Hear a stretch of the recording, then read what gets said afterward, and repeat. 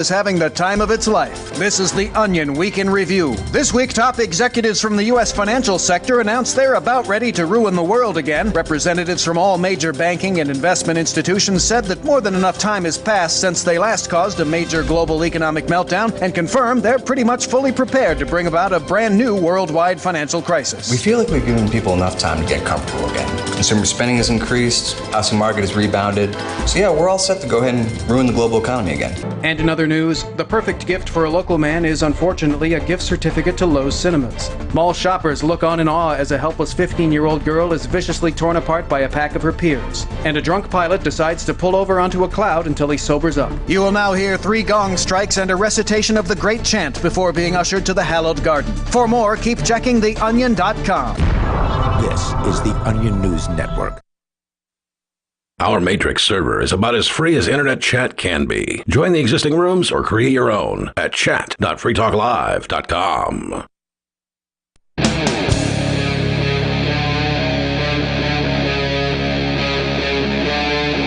Free Talk Live. It is Free Talk Live. Welcome to the program. The phones are open, and you can dial in to bring up absolutely anything you want. However, we actually have a special guest that is joining us here, and so therefore phone calls should be reserved for questions for that special guest. And then after our guest has gone for the evening, then it'll be open phones, and you can bring up absolutely anything that you want. It's Ian here with you. And Arya. And it seems like callers might have to actually listen to the show and stay on topic for once. That would be wild. No, that's okay. I mean, they can change the topic, just not while we have our guest on. So the number here is 603-283-6160, and he is a guest who I have been asking to come on the show for some time now. And he hasn't done it because of, well, legal circumstances. Probably partially because of our legal circumstances. Sure. Partially probably because of his legal circumstances. All of them involving the federal government gang. Jeremy Kauffman is with us, the founder and the creator of LBRY, and I think partial founder of Odyssey back in the day. Welcome, Jeremy. Hey, it is always great to talk to you, although the circumstances might not be great. And I do also want to apologize to your listeners. I mean, forcing them to stay on topic just seems really rude. Well, that's all right. They'll get over it. Yeah, I think they can manage it this once. Okay. So, yeah, welcome back to the show. I know we've had you on at some points in the past, but I feel like it's been a couple years since that's happened. You got tied up in all kinds of ridiculous legal chains back around the same time we did. It was March of 2021, shortly after the FBI raided this studio in the Crypto 6 situation. I think it was, within a week or so. You got delivered paperwork from the SEC, the Securities and Exchange Commission, saying they were taking LBRY, the company that you created, to court. That's right. Well, we've been under investigation for 5 years. We're at the 5-year anniversary. And me too. It took them 5 years to investigate us as well.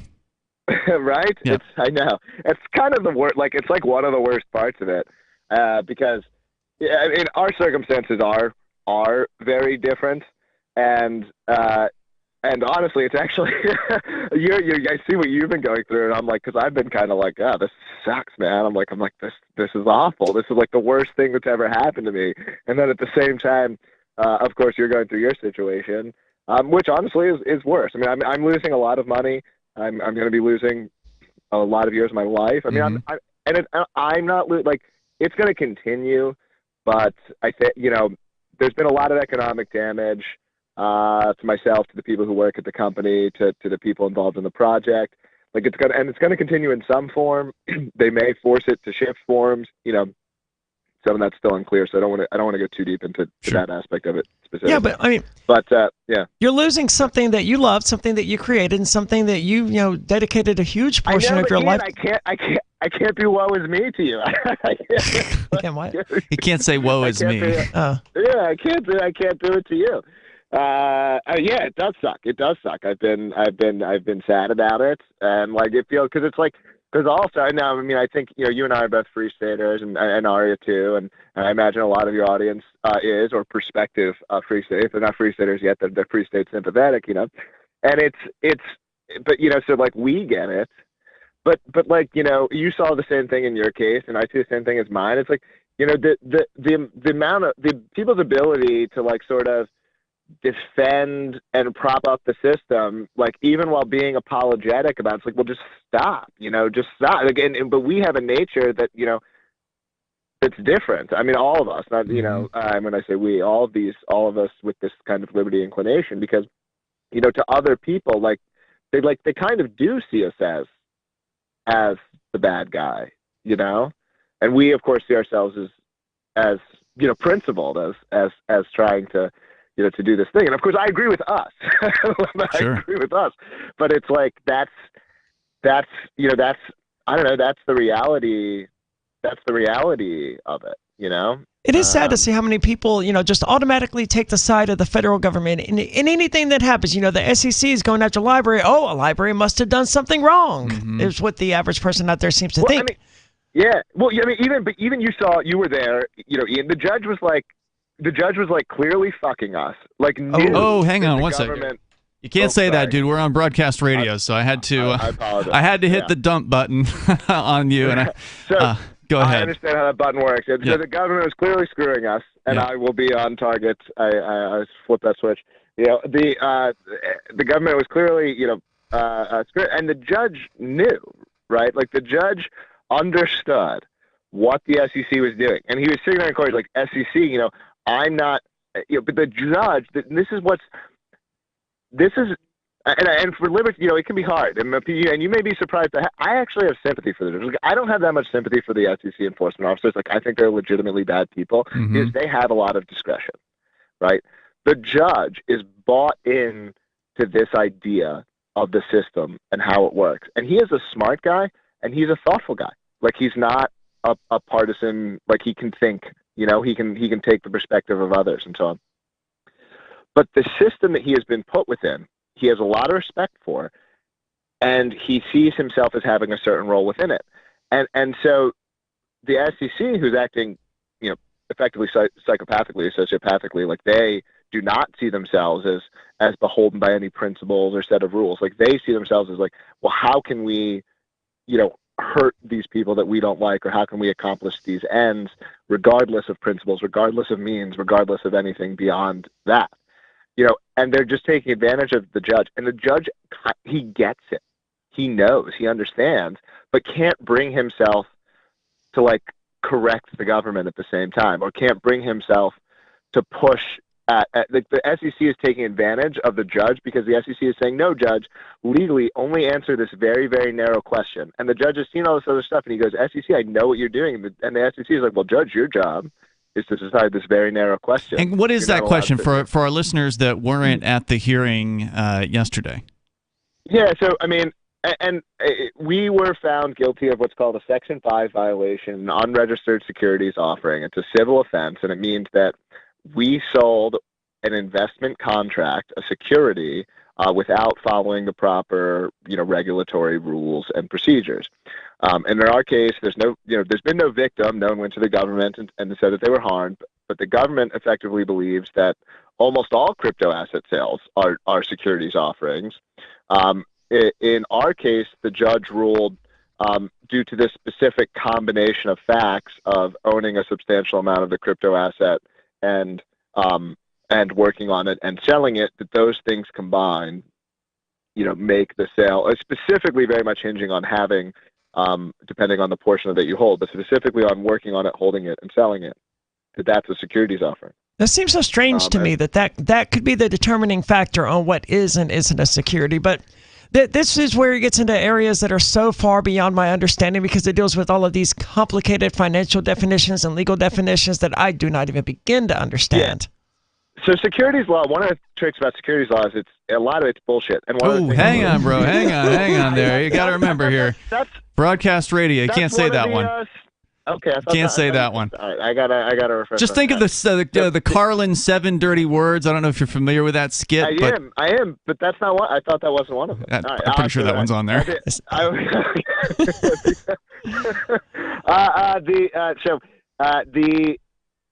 where what? Well, the good news is our listeners on Odyssey are able to hear the uncensored version of the show tonight. That's right. So follow Free Talk Live on on Odyssey. But the securities law is one of those things, and the SEC generally is one of those things where the government, the way bureaucracies work, your listeners know, they're cancer, right? Whatever they can do, they grow however they can, without cause, without reason. And the SEC has been one of the most successful cancers in terms of government agencies. And securities law is might as well be the commerce clause of in terms of how the SEC has been able to do this. And so the SEC is for example, right now, they're becoming the EPA with a lot of they're forcing these companies to do all of this various environmental reporting, and they're saying, no, you have to do this, to do right by the market, and if you don't do it, you'll be afoul of securities law. If they've managed to make securities law, everything is securities fraud. So as an example, so they're shoehorning as much as they possibly can into this, whatever this definition was that Congress put down at some point. They're saying, oh yeah, that qualifies, and that qualifies too, and they're just putting everything they can in front of a judge, and of course the judges typically do the bidding of the federal government, no matter how thoughtful or whatever they might be. That tends to be the direction things go, and we've seen that in the Crypto 6 case where some judge in a previous case said Bitcoin is quote unquote funds, even though it shouldn't meet the definition of funds or money or whatever. It's just some judge who doesn't understand the technology said something at some point. And so now every other judge that hears a Bitcoin related case looks to that previous judge and says, well, this other judge said Bitcoin was funds, so Bitcoin is therefore funds, even though it's never even been addressed by Congress. Yeah. Absolutely. And they're very smart about it too. The SEC is artfully going around and doing this sort of carving, this very careful carving of just advancing 5, 10, 15%, and then going to judges and being look, this is just a little bit different, and they're going to eat the whole thing until hopefully eventually a judge will shut them down, because honestly, I had more faith in a judge doing it than Congress. I do. I'm not saying a judge is going to, but the idea of Congress fixing it feels even worse. So, from the point of view of the SEC, it makes perfect sense. They're a government bureaucracy. They're full of power-hungry bureaucrats, power-hungry little tyrants who want more control over other people, but they're limited in their power. They can only regulate the world of securities. So what they want to do is they want to take a bigger and bigger chunk of the world and somehow shoehorn it into falling under the definition of security. Which, as we talked about, when the ruling was initially made in this case, that essentially everything can be a security according to this ruling, including Pokemon cards, Magic the Gathering cards, and it sounds like the judge attempted to address this. They are. They are. If the SEC wanted to go into court and argue that Magic the Gathering cards were securities, they could. As long as, would it require someone at Wizards of the Coast or whatever to say, hey, if you buy this new Magic the Gathering set, it might go up in value over time? That's what they would argue would be the security aspect of it. So Wizards is hyper cognizant of this issue, by the way. So they will literally never, ever, ever mention the dollar value of a card on any official media, on any official acknowledgement, on anything. They were running. They ran this series where they opened very old cards. Card where it's thousands and tens of thousands of dollars. These cards are worth if you open the right one, right? these old black. I don't even know all the values or whatever, but it's 5 figures. And they're running a live stream, and the players are opening these very, very valuable cards in this promotional thing, and all they'll say is, "Oh, that's a very collectible card right there. That one's very collectible." They will not ever acknowledge the secondary market because they are concerned of running afoul of these laws. But it's very easy to argue that they are. There's all of this evidence. For example, there's a ton of evidence that they're obviously aware of the prices, and they number crunch the prices, and they understand how there's the secondary market and that it's in their business interests to keep the value of the assets in the secondary market at a higher price. But the SEC doesn't want to go after Wizards, right? They want to go after us, and they'll go after other people beyond us. But if you look at Wizards is Hasbro, and they got a lot of lawyers on their side and a ton of money, and you guys not so much, right? Well, I don't. Yeah, I mean, I don't think that we got out lawyered necessarily. Maybe we did. I mean, and they definitely were able to drain our resources and burden us in, in process and various things, which they also, they threatened to do. They absolutely behave, nothing like that. That there's any sort of, justice seeking. They behave entirely as, we're going to get you one way or another. There's nothing there. Well, even the judge at the hearing yesterday acknowledged, he said right out in court that the SEC has basically unlimited funding. They just get money from the taxpayers, and they can just keep on going as long as they need to go. And you, on the other side, runs out of cash at some point. Right, that's right. He makes all these gestures. He'll talk about all these things. And if you heard what he was saying, right, he even there was some audience applause to a couple of things, or at least some mild cheering to some of the things he was saying. But of course, what is he doing? He's just agreeing with the government, nearly 100%. And there was somebody who said that she loved the judge, and I was surprised by that. I was like, wait, did you forget that this judge ruled against LBRY and is going to destroy them? I mean, the only question now is how bad will the destruction be? How far will they disgorge you? To the point that we know LBRY is already essentially taking its last breath. The question is, are they going to slice you with a knife at the very end? Honestly, that's not even the issue, and I struggle even to get my own counsel to understand this, because my counsel is always like, well, we're gonna get, hey, look, we got this minimum, but it's not that, right? It's about, to be a business, to be a successful business, other businesses need to be able to work with you, and the SEC has created this complete climate of terror where every company, every entity, even non-U.S. entities, like we had an Israeli vendor that we literally worked with only outside of the U.S. that we lost as a result of the SEC case. Wow. Because guess what? Even if you're in Israel, the SEC is going to contact you. By the way, they did. The SEC subpoenaed this Israel vendor, and Israel has to comply with U.S. subpoenas because whatever, they want to be friendly with the U.S. Wow. And they cost that company probably $100,000 or several $100,000 because if the SEC, like, they don't care. They'll just be like, give us this and this and this and this and this and this and this and this. They have no, conscience of what they're forcing you to generate. And you mentioned starting they do it on purpose. Sorry. Yeah. You mentioned starting a business, though, and the only thing an entrepreneur should have to have is a good idea and the ability to turn that idea into reality. But when it comes to the SEC, you also have to jump through all of the hoops that they put forward without telling you where the hoops are or what they consist of. Oh, yeah, it's insane. I mean, they won't answer a single question positively. We went in there. We said we'd change anything. The outcome that we're getting, we offered to the SEC 5 years ago, and they wouldn't take it. We said we'd destroy the company and give them all of our cryptocurrency. They wanted more than that. Jesus, man. But the problem is, like, even if, like, the judge seems very willing to say, I'm only ruling on this narrow issue and, send all these signals that all this other stuff should still be okay. It can be sold in exchanges. If you exchange it to someone else, it's all completely legal. But the problem is that that's not the way that a business is going to think of it. If you're an exchange, if you're an entity, you're thinking about doing deal this, the question is, am I going to get an SEC subpoena? Not, am I complying with the law? This is a very important difference, right? If the SEC or any government agency demonstrates continued animosity towards a business, I can't do business. Because if they just show they're going to harass anyone I do business with, why would anyone do business with me? Right. Yeah, it's the chilling effect. Yeah. And it's and rational that's tragic. On their part. I'm not, like, attacking them. It's rational behavior on their part. Do you see this affecting, you mentioned, exchanges, do you see this affecting LBRY and LBRY credits going into the future, like where it may be delisted or... It already has been. This is the problem. I mean, so we got these strong signals yesterday from the judge. The judge said in court that secondary sales should not be considered securities. The question is, and by the way, this is an open question, like there might have been enough in court. I don't, I can't model the way that they think exactly because I'm, like, way more willing to push the envelope than obviously most people are.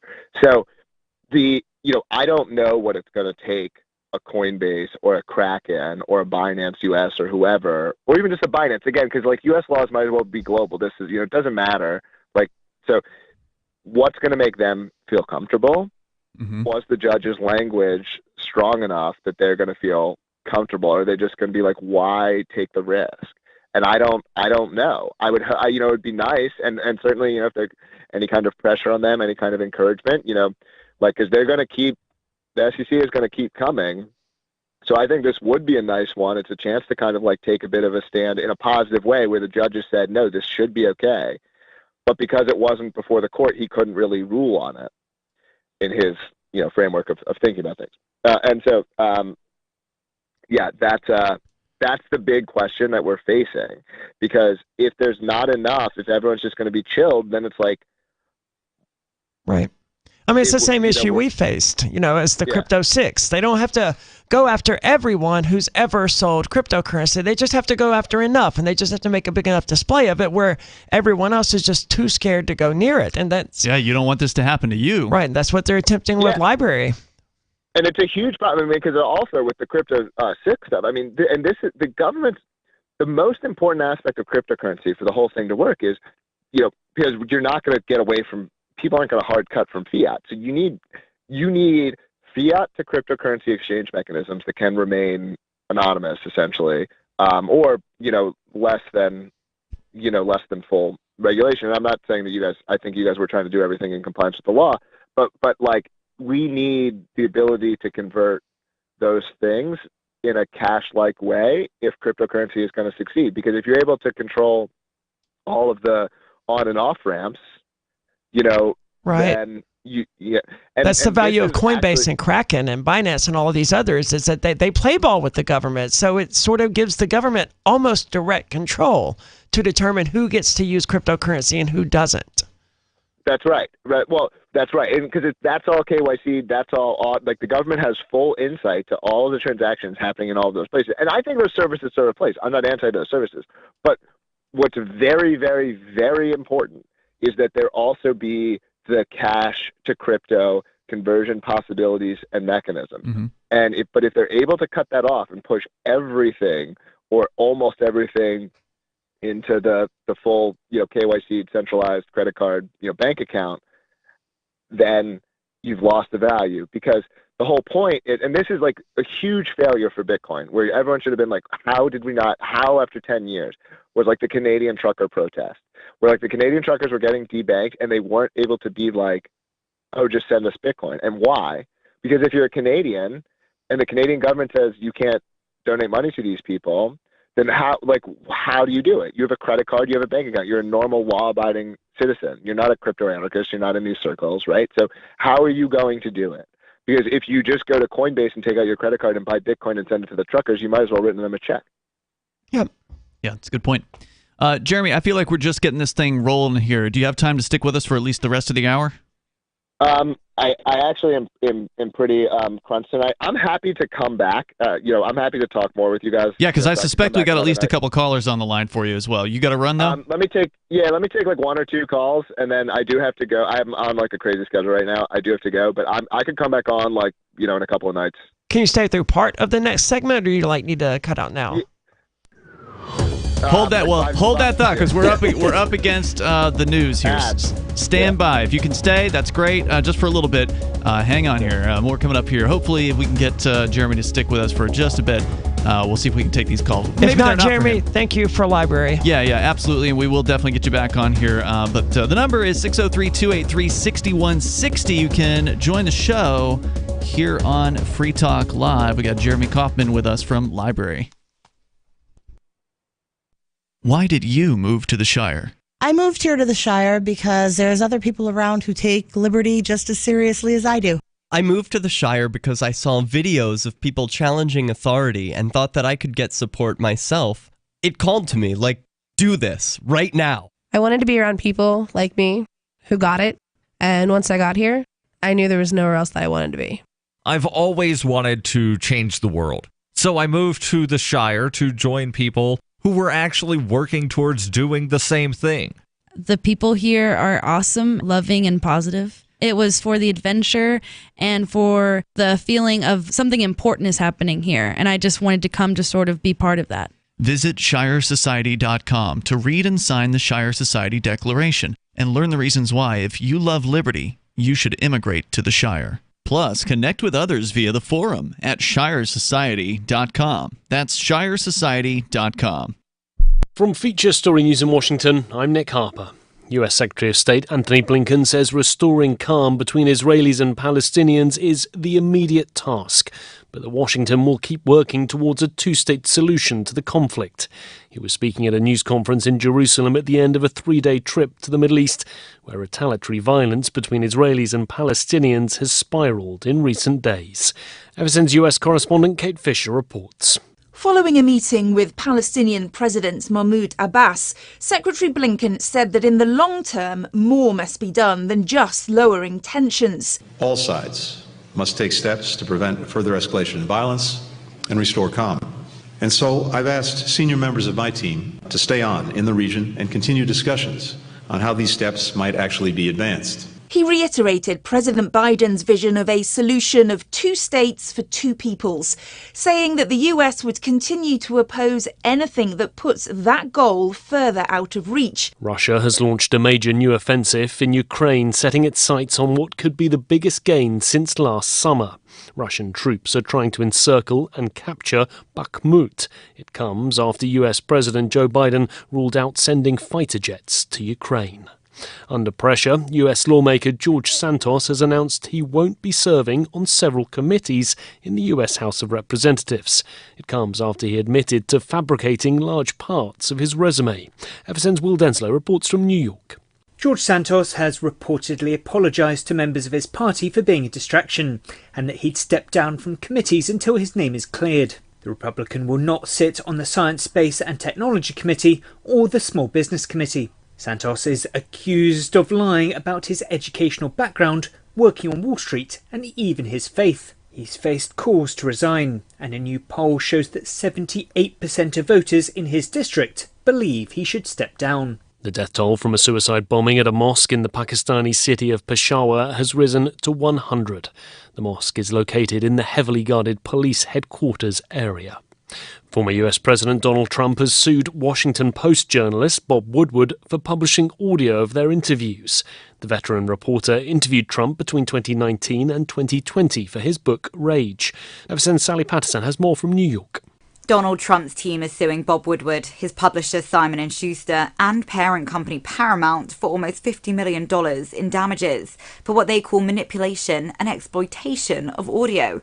It refers to an audiobook released in October last year featuring 20 interviews with Trump, which he says he didn't give permission to publish. But in a joint statement, Woodward and Simon & Schuster said the lawsuit was without merit and that they will aggressively defend against it. From Bureaus Worldwide, this is FSN. You can stick it to the man and big tech. Join our FTL social mastodon at social.freetalklive.com.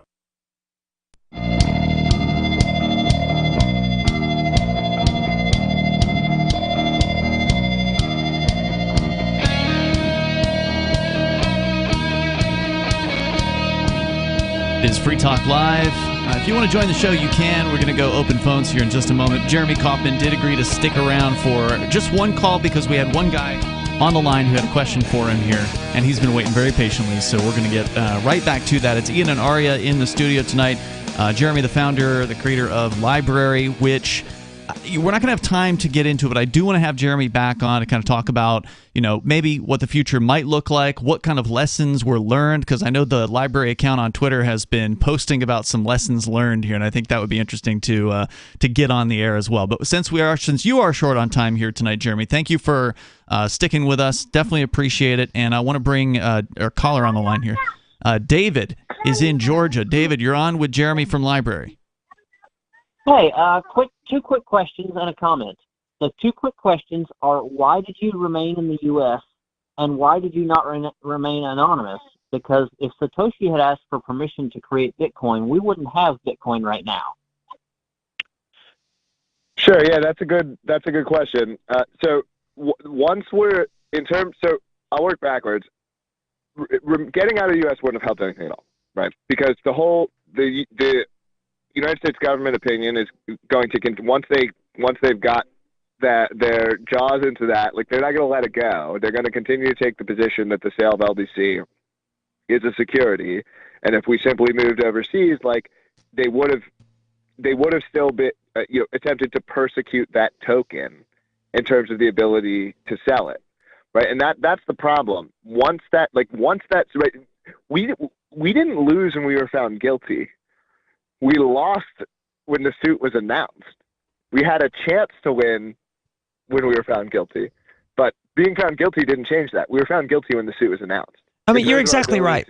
When the government comes after you, even if you win and you were found, not guilty or whatever the equivalent of this is, it's just a matter of how much you lose when the government is involved. As soon as they set their eyes on you, it's the eye of Sauron, you lose something, whether it's time or money or a part of your life or your entire life. Or your whole business. Yeah. Right. You've lost. Specifically, like if we want Odyssey to be the commercial success that we think it can be, if we want library apps to be the commercial success that we think that they can be, that necessitates average, normal people being able to get in and out of the library ecosystem. And once that suit is announced, you can't do that absent being found. If we had been found completely, innocent or even partially innocent, I actually think there would have been a very clear, road back. There's still potentially a road back here with what the judge was saying the other day, saying it's very narrowly about us. But effectively, once the case had started, then there was no path. There was no way out but through. Like moving internationally wouldn't have helped. So that brings it to the other half of the question, which is why do it publicly. One, look, there are lots of public cryptocurrencies. So I think that if you want to go, I think it's a choice that some people make. I think it's a smart choice for some people. Speaking for myself personally, it's not, I couldn't do it. Like I couldn't live my life worrying that as soon as I make like an OPSEC mistake, I would, be in prison or something like that. Like I try to live my life the opposite. I'm a very transparent person. I'm very forward with what I think to the point that it bothers people. So it's just not my psychology. I'm not saying that it's therefore a correct choice. Like I'm not saying like being anonymous might have been better, but for me, it's just not. I don't think it's something I could do. Jeremy, thanks for the time tonight. Keep up the good work as you try to figure out where this thing goes from here, and hopefully we'll be able to talk about that in the near future. So we'll be in touch. Thanks. It was great to be on. Wishing you all the best. Nothing but love. And I'll talk to you again soon. Thanks, Jeremy. Good night. And David, I know you said you had a comment further beyond the questions. Go ahead with that. Yeah, just the one comment was Jeremy said that the on and off ramps are the big problem. Mm-hmm. As far as the on ramp, the best way to do it is to mine Monero because it's one CPU, one vote, and there's no ASICs involved, so any computer can do it. So mine Monero. I get what you're saying. You're saying that somebody who wanted to acquire cryptocurrency could avoid paying cash directly to an exchange or something like that by doing a mining operation. Therefore, they would essentially be paying their electric bill or whatever the form of energy it is that they're putting into the mining, and then they get cryptocurrency out the other end that they can then use in the crypto world. I like that idea. Correct, and nobody need to know about that. Yeah, that's a good point. I've never thought about it in that context as being an on or off ramp into an on ramp. There's no way that would be an off ramp. It's probably the most anonymous on ramp into crypto or any cryptocurrency. I don't know if I would recommend necessarily mining Monero because none of these are going to be cost efficient, right? You're not going to break even in most places by mining Monero cryptocurrency. is one that you can mine on I believe, just any old piece of equipment, right? Right, but you're going to spend way more on electricity. There are other like X16R tokens like Ravencoin or something like that I would recommend someone mine over Monero. But none of them are going to be cost effective is essentially what I was getting at. Like you're going to spend way more on electricity than you're going to get in cryptocurrency, and that's fine. I mean, privacy has a cost. That's true. And plus, it does require some level of technical capability in order to mine cryptocurrency. Some do. Some have a one-click miner, like Vertcoin. Don't get into Vertcoin mining, but it had a one-click miner for a very long time. Okay. I think Ravencoin does as well. Yeah, but is this something your grandma can do? No. Okay, probably not. Right. Anyway, David, thank you for the call tonight, man. I do appreciate hearing from you. We continue. Your calls and thoughts are welcome. Jessica, normally she's in Missouri. Tonight she's calling us from our very own Manchester, New Hampshire. Jessica, you're on Free Talk Live. Yeah, I found out how pricey it is here. I can't afford to live here. I'm going to have to go back to Missouri, man. It's like, geez, in Missouri, I rented a house. I didn't own it. I rented it. It was $329 a month, plus utilities and upkeep of the grounds and outside of the house. And it's like here, like a studio apartment is $1,800 a month. Well, I mean, are you looking just in the city, or are you looking out in a more rural area? I'm just in the city right now. And were you in a city in Missouri as well, and you were getting a $300 apartment? Yeah, I was in Springfield, Missouri. Is a medium. Actually, it's larger than Manchester in population and landmass. It's approximately 189,000. There's about 3 colleges there, and landmass it's larger, I think, than Manchester is. I can't speak to Manchester. Go ahead. Like a moderate sized community, and it wasn't a suburb of any larger city or anything. Yeah, I can't speak to Manchester, but I don't think there's even an apartment in Keene that costs $1,800 a month. Even like right there on Main Street, I don't think they can be pricey. They're probably you can get close. apartments in Keene for that much money. Really? The new Colony Mill right over at the corner up here is like $2,000 apartments, from what I understand. Okay. But it just depends on what you're willing to live with. I mean, there's definitely no doubt some areas of the country cost more in which to live than others. New Hampshire apparently is, depending on where you go to look, on the lower end of things, according to, what is this? I don't know if this is MERIC data gathered in the third quarter of 2021. New Hampshire has the 38th lowest cost of living in the country. So, I mean, that's not bad, but that means there's another dozen states that have lower costs of living. Where does Missouri rank on this list? I don't have the list in front of me. Because, I mean, it just seemed pretty good based on, New Hampshire being in the number 38. Chances are good that Missouri actually has a higher cost of living. I don't know. But it's also true, Jessica, that, you make more money in wages. And I don't know what your, employment situation is, but people tend to make more in wages than they do in Missouri as well. Like here, our McDonald's starts people out at, I think, $16 an hour. And that's relatively new, but it used to be like $12, $13 an hour anyway. Whereas in Mississippi, where I'm initially from, rent was certainly much cheaper. You could find a full house for $500 or $600 a month. But when you started at McDonald's, you were making $7.25 an hour. Yeah, I guess. So you came all the way up to New Hampshire just to look at housing prices? Why did you come up here? I came up here to see how the winters were. If I could withstand the winters, then I would move here, provided I could afford it. But it doesn't look like I'm going to be able to afford it. I can withstand the winters, but is that because you're a retired person and you're living off of a paycheck? I'm in my late 60s. I'm retired. I'm living off of Social Security and the small pension that I have, and that's it. It's like, so it's going to be kind of. I don't want to live in government housing. So, sure. And in Missouri, I don't have to. But it kind of looks like in New Hampshire, I'd have to apply for and get Section 8 or some kind of crappy housing, and I don't want to do that. Yeah. Well, Jessica, I love you, and I wish it had worked out here in New Hampshire. I mean, it's not suitable for everybody, certainly. I'm glad to hear you could handle the New Hampshire winters. This one has, to be fair, this one has been pretty mild as far as winters go. But it certainly isn't It ain't for February everyone. yet. That's true. It's going to be, though. Jessica, thanks for the call. Good luck. If you're looking for something to do while you're here, do you have internet access? Yeah. Okay, check out the Free State Project calendar. Go to FSP, is it .org? I know it's freestateproject.org. Anyway, FSP, maybe it's .com. .org. FSP.org/calendar. And that will show you a list of things that are going on. How long you in New Hampshire for? Probably not very much longer.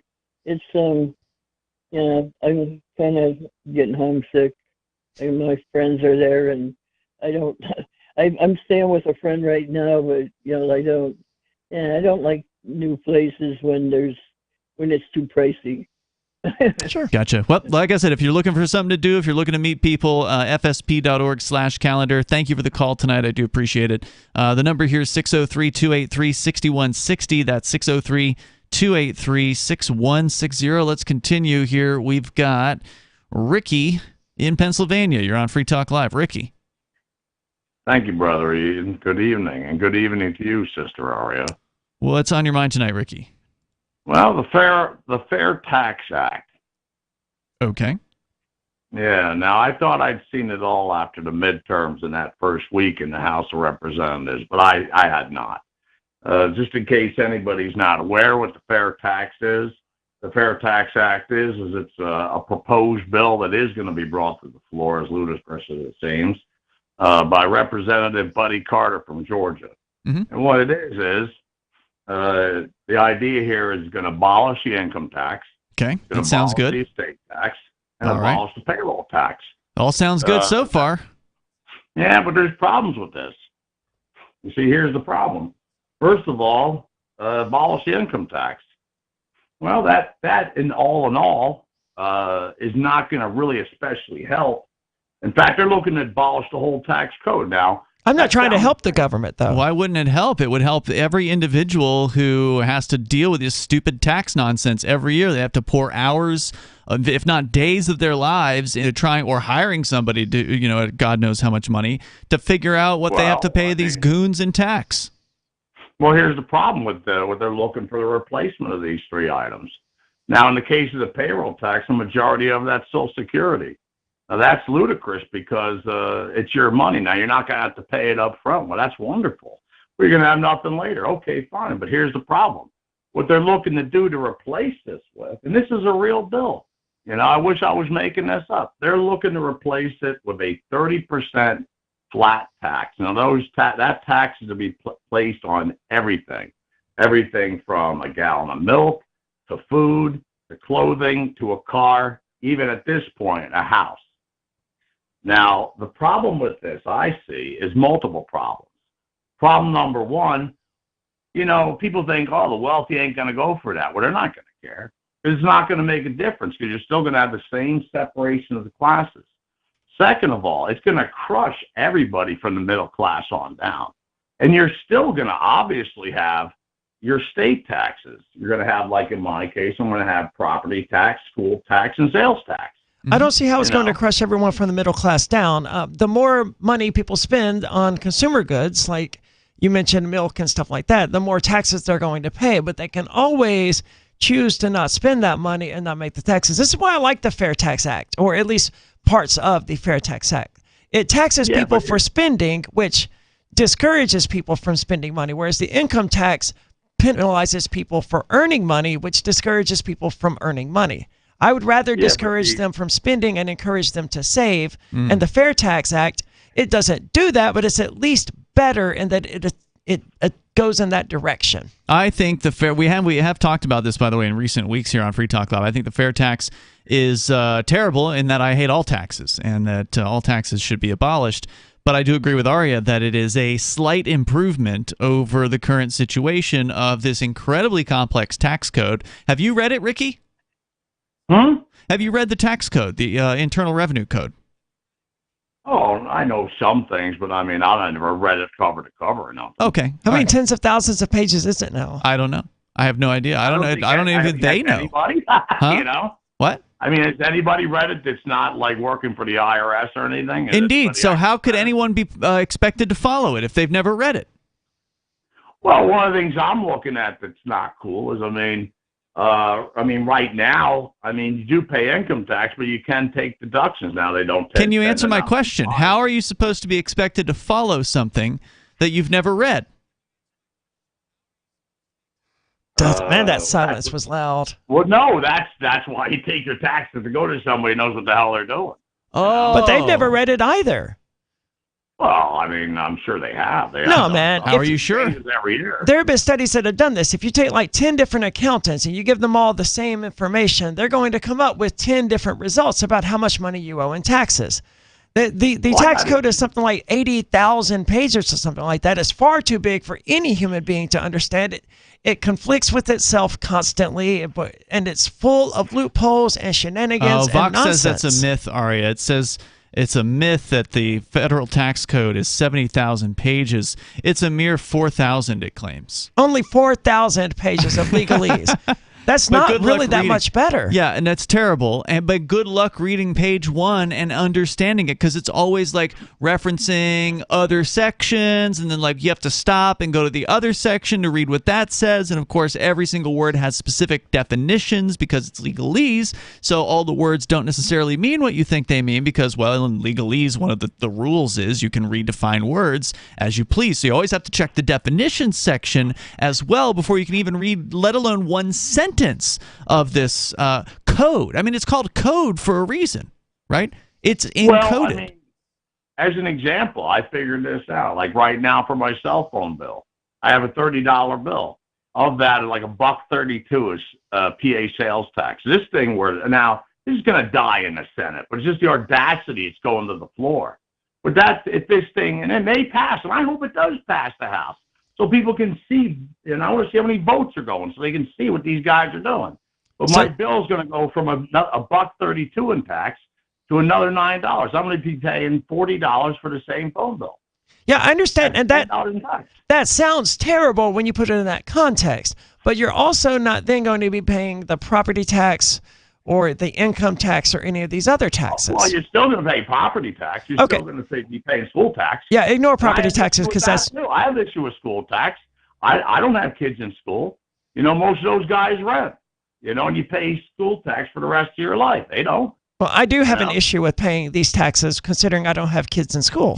Renters pay school tax, right? Well, supposedly the landlord's supposed to take care of that. You know that's included in the rent, right? Supposedly. Now that's what I don't No, I can guarantee you it is. No landlord is going to just make less on rent than what they're paying in taxes. They're going to charge you enough for covering the tax bill, whatever that is, and then they're going to charge you enough to cover the mortgage, whatever that is, and then they're going to charge you enough on top of that to maybe put something in the bank in case something breaks, like when your water heater goes bad or the roof starts leaking or whatever, because they're the ones that have to foot those bills. So that's where the rent money goes to. It goes to taxes, and it's a huge chunk, at least here in New Hampshire, that goes to taxes. Well, I don't know how it is in New Hampshire. That's that way everywhere. It's whether it's a huge chunk or not, I don't know, but it is some chunk of your rent is going to the town or city or state government. Well, I think I would say, at least here anyway, it's small in comparison to what people pay in school taxes that have properties and things of that nature. I know because from when I was left my property and for a while I rented. I know, I really don't think you know. Now, are the school taxes included in the property taxes there? Is that how that works in PA? No, property taxes are separate. And that's something I wanted to ask you about. I know looking at it many years ago, when I was on years ago. How do they bill the school taxes? Before you go on, how do they bill them? What do you mean how they bill them? Who has to pay those? Everybody that owns property. Okay, so they are essentially a property tax. There's not a bill going to people directly. It's going to whoever the property owner is. So there's an assessor that comes out and checks every now and then. So you have both a property tax and a school tax? Yes. Good now, Lord. I know in New Hampshire they have no school tax, but the way it used to be years ago, I don't know how it is now, you used to have a very large property tax. We do. There's a huge property tax in New Hampshire, and about 60 to 70% of it goes to the schools. Thank goodness you live in a commonwealth where the government's accountable to the people. Imagine how bad it would be if you didn't. So in my case, I got a small property tax, and I have a school tax that's 6 or 7 times more than what the property tax is. So you own property?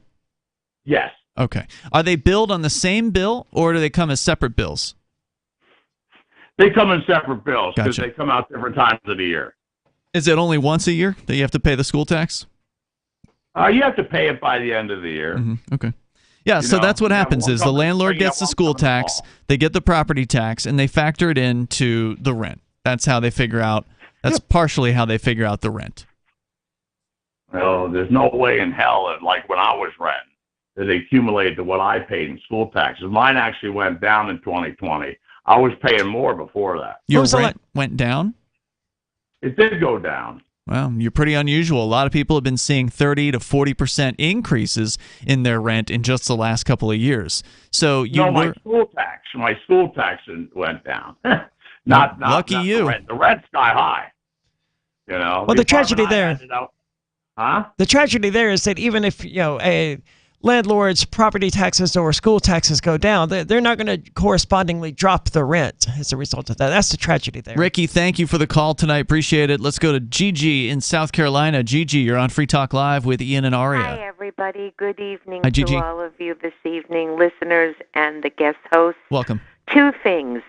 Several months ago, I learned so many things listening to our beloved Reverend Captain teach us, and I emphasize the word teach, about free market economies, the true essence of capitalism, of the origins of the United States of America, and his passion for economic principles from that brilliant, brilliant economist, PhD winner. Captain, do you remember I called in and I said, as a former professor, I loved your program. You were brilliant that night. Unfortunately, the captain is not on the show tonight. He is on Saturdays and Sundays typically, but usually not on during the week. Yeah, it's Ian and Aria in the studio I beg tonight. your pardon, Ian. Excuse me. You two gentlemen have a similar voice to me. But today on NPR, I was listening to a program with an economy professor who was saying exactly what the captain had taught me several months ago. And I was listening attentively and saying to myself, bravo, Captain. Okay, but what was it that you had learned? Yes, it was the program on NPR, Eastern Standard Time here in Charleston at 2 p.m. called Think, out of Texas. And an economy professor was speaking. I don't remember the woman's name, but she was discussing every detail that the captain taught us. Which was? What was it? About free market economies, free market principles, true capitalism, no government regulations, no government interference. I'm surprised they put that on NPR. I beg your pardon? I said I'm surprised they put that message on NPR. Sir, 2 p.m. here in Charleston on my local NPR Well, we do station. love the captain here. Thank you, Gigi, for the call tonight. Appreciate it. And free market's always a good thing. NPR, though, I mean, you wouldn't expect those commies to be airing information like that. I certainly would not. The number here is 603-283-6160. That's 603-283-6160. Coming up, Florida teachers are hiding books to avoid felony charges. We'll talk about that coming up. So the protection of life, liberty, and property is what the Free State Project is all about. But it's an effort to move 20,000 people who understand. It's about demonstrating to the entire country that, yeah, we can have a free market, a truly free market. Making it just a freer, great place to live. It's the world's largest voluntarist libertarian community, and it's only getting bigger. That's amazing, to be able to move to a place where other people passionately believe in being free and independent. What the Free State Project is managing to do, though, is to put their money where their mouth is. Physically getting up across the country and saying, let's go someplace and let's demonstrate the power of these ideas. There's a lot of kind of philosophy that surrounds liberty. There's a lot of thinking about it and talking about it. But here in New Hampshire, people are doing it. 101 Reasons Liberty Lives in New Hampshire, a documentary by Free State Project Early Movers. Watch it free at 101reasonsfilm.com. 101reasonsfilm.com. So you've signed the Shire Society Declaration and are planning your move to New Hampshire to be around more liberty-oriented people. Next, sign up for the Shire Society Forum at forum.shiresociety.com. There are a bunch of people there who are already in the Shire, and they want to meet you. If you're already in the Shire physically, you should also come by the forums. Remember, not everyone uses Facebook. New people are signing up for the Shire Society Forum every month, so drop in and say hello at forum.shiresociety.com. Tired of cancel culture? Sick of mega tech corporations holding an axe over your head? Join the LRN.FM Matrix chat server. It's self-hosted, so no one else can tell us what to do or say. Don't like the existing channels? You can make your own. You can even connect into some of our channels from other Matrix servers. It's federated. For the full LRN.FM Matrix experience, though, you should join our server via the step-by-step instructions at chat.lrn.fm. chat.lrn.fm. You're listening to the live edition of Free Talk Live. Hour number 2 is next after the news here on the Liberty Radio Network at LRN.FM. From Feature Story News in Washington, I'm Nick Harper. US Secretary of State Antony Blinken says restoring calm between Israelis and Palestinians is the immediate task, but that Washington will keep working towards a two-state solution to the conflict. He was speaking at a news conference in Jerusalem at the end of a 3-day trip to the Middle East, where retaliatory violence between Israelis and Palestinians has spiraled in recent days. FSN's US correspondent Kate Fisher reports. Following a meeting with Palestinian President Mahmoud Abbas, Secretary Blinken said that in the long term, more must be done than just lowering tensions. All sides must take steps to prevent further escalation in violence and restore calm. And so I've asked senior members of my team to stay on in the region and continue discussions on how these steps might actually be advanced. He reiterated President Biden's vision of a solution of two states for two peoples, saying that the US would continue to oppose anything that puts that goal further out of reach. Russia has launched a major new offensive in Ukraine, setting its sights on what could be the biggest gain since last summer. Russian troops are trying to encircle and capture Bakhmut. It comes after US President Joe Biden ruled out sending fighter jets to Ukraine. Under pressure, US lawmaker George Santos has announced he won't be serving on several committees in the US House of Representatives. It comes after he admitted to fabricating large parts of his resume. FSN's Will Denslow reports from New York.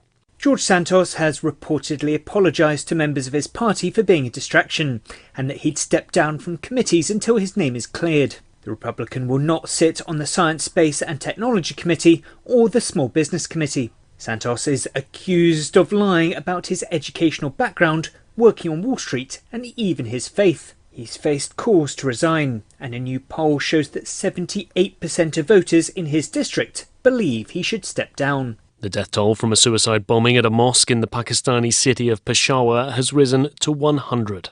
The mosque is located in the heavily guarded police headquarters area. Former US President Donald Trump has sued Washington Post journalist Bob Woodward for publishing audio of their interviews. The veteran reporter interviewed Trump between 2019 and 2020 for his book Rage. FSN's Sally Patterson has more from New York. Donald Trump's team is suing Bob Woodward, his publisher Simon & Schuster, and parent company Paramount for almost $50 million in damages for what they call manipulation and exploitation of audio.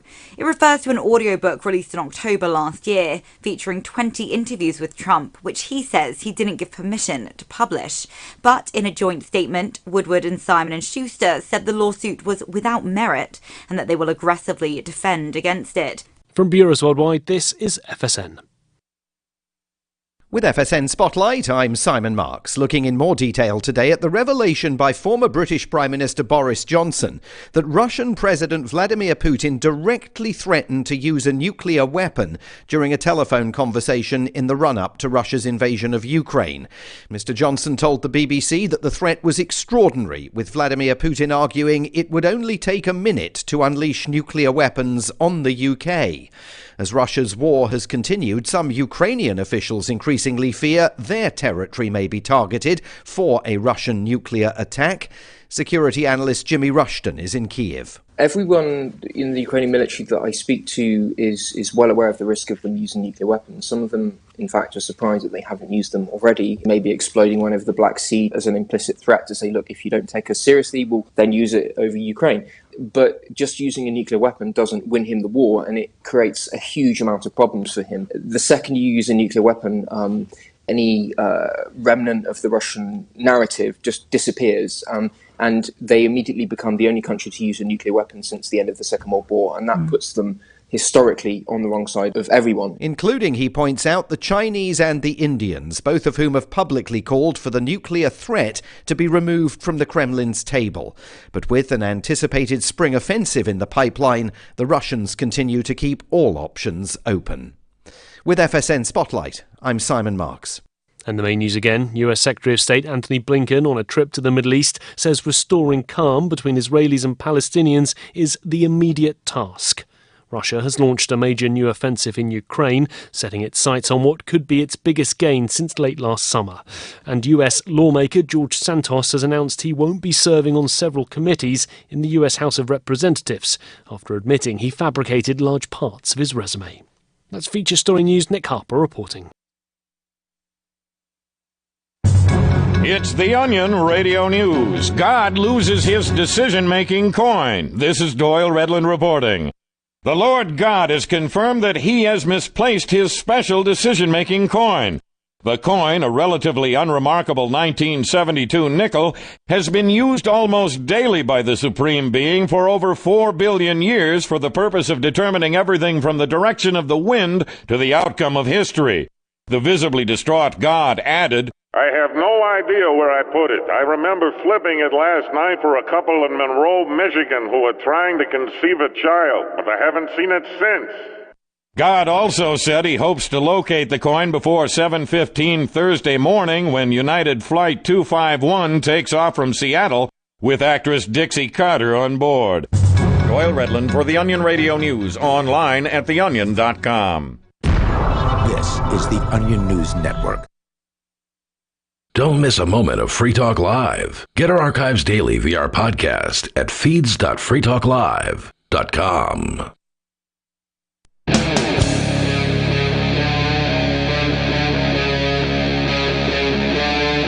Free Talk Live.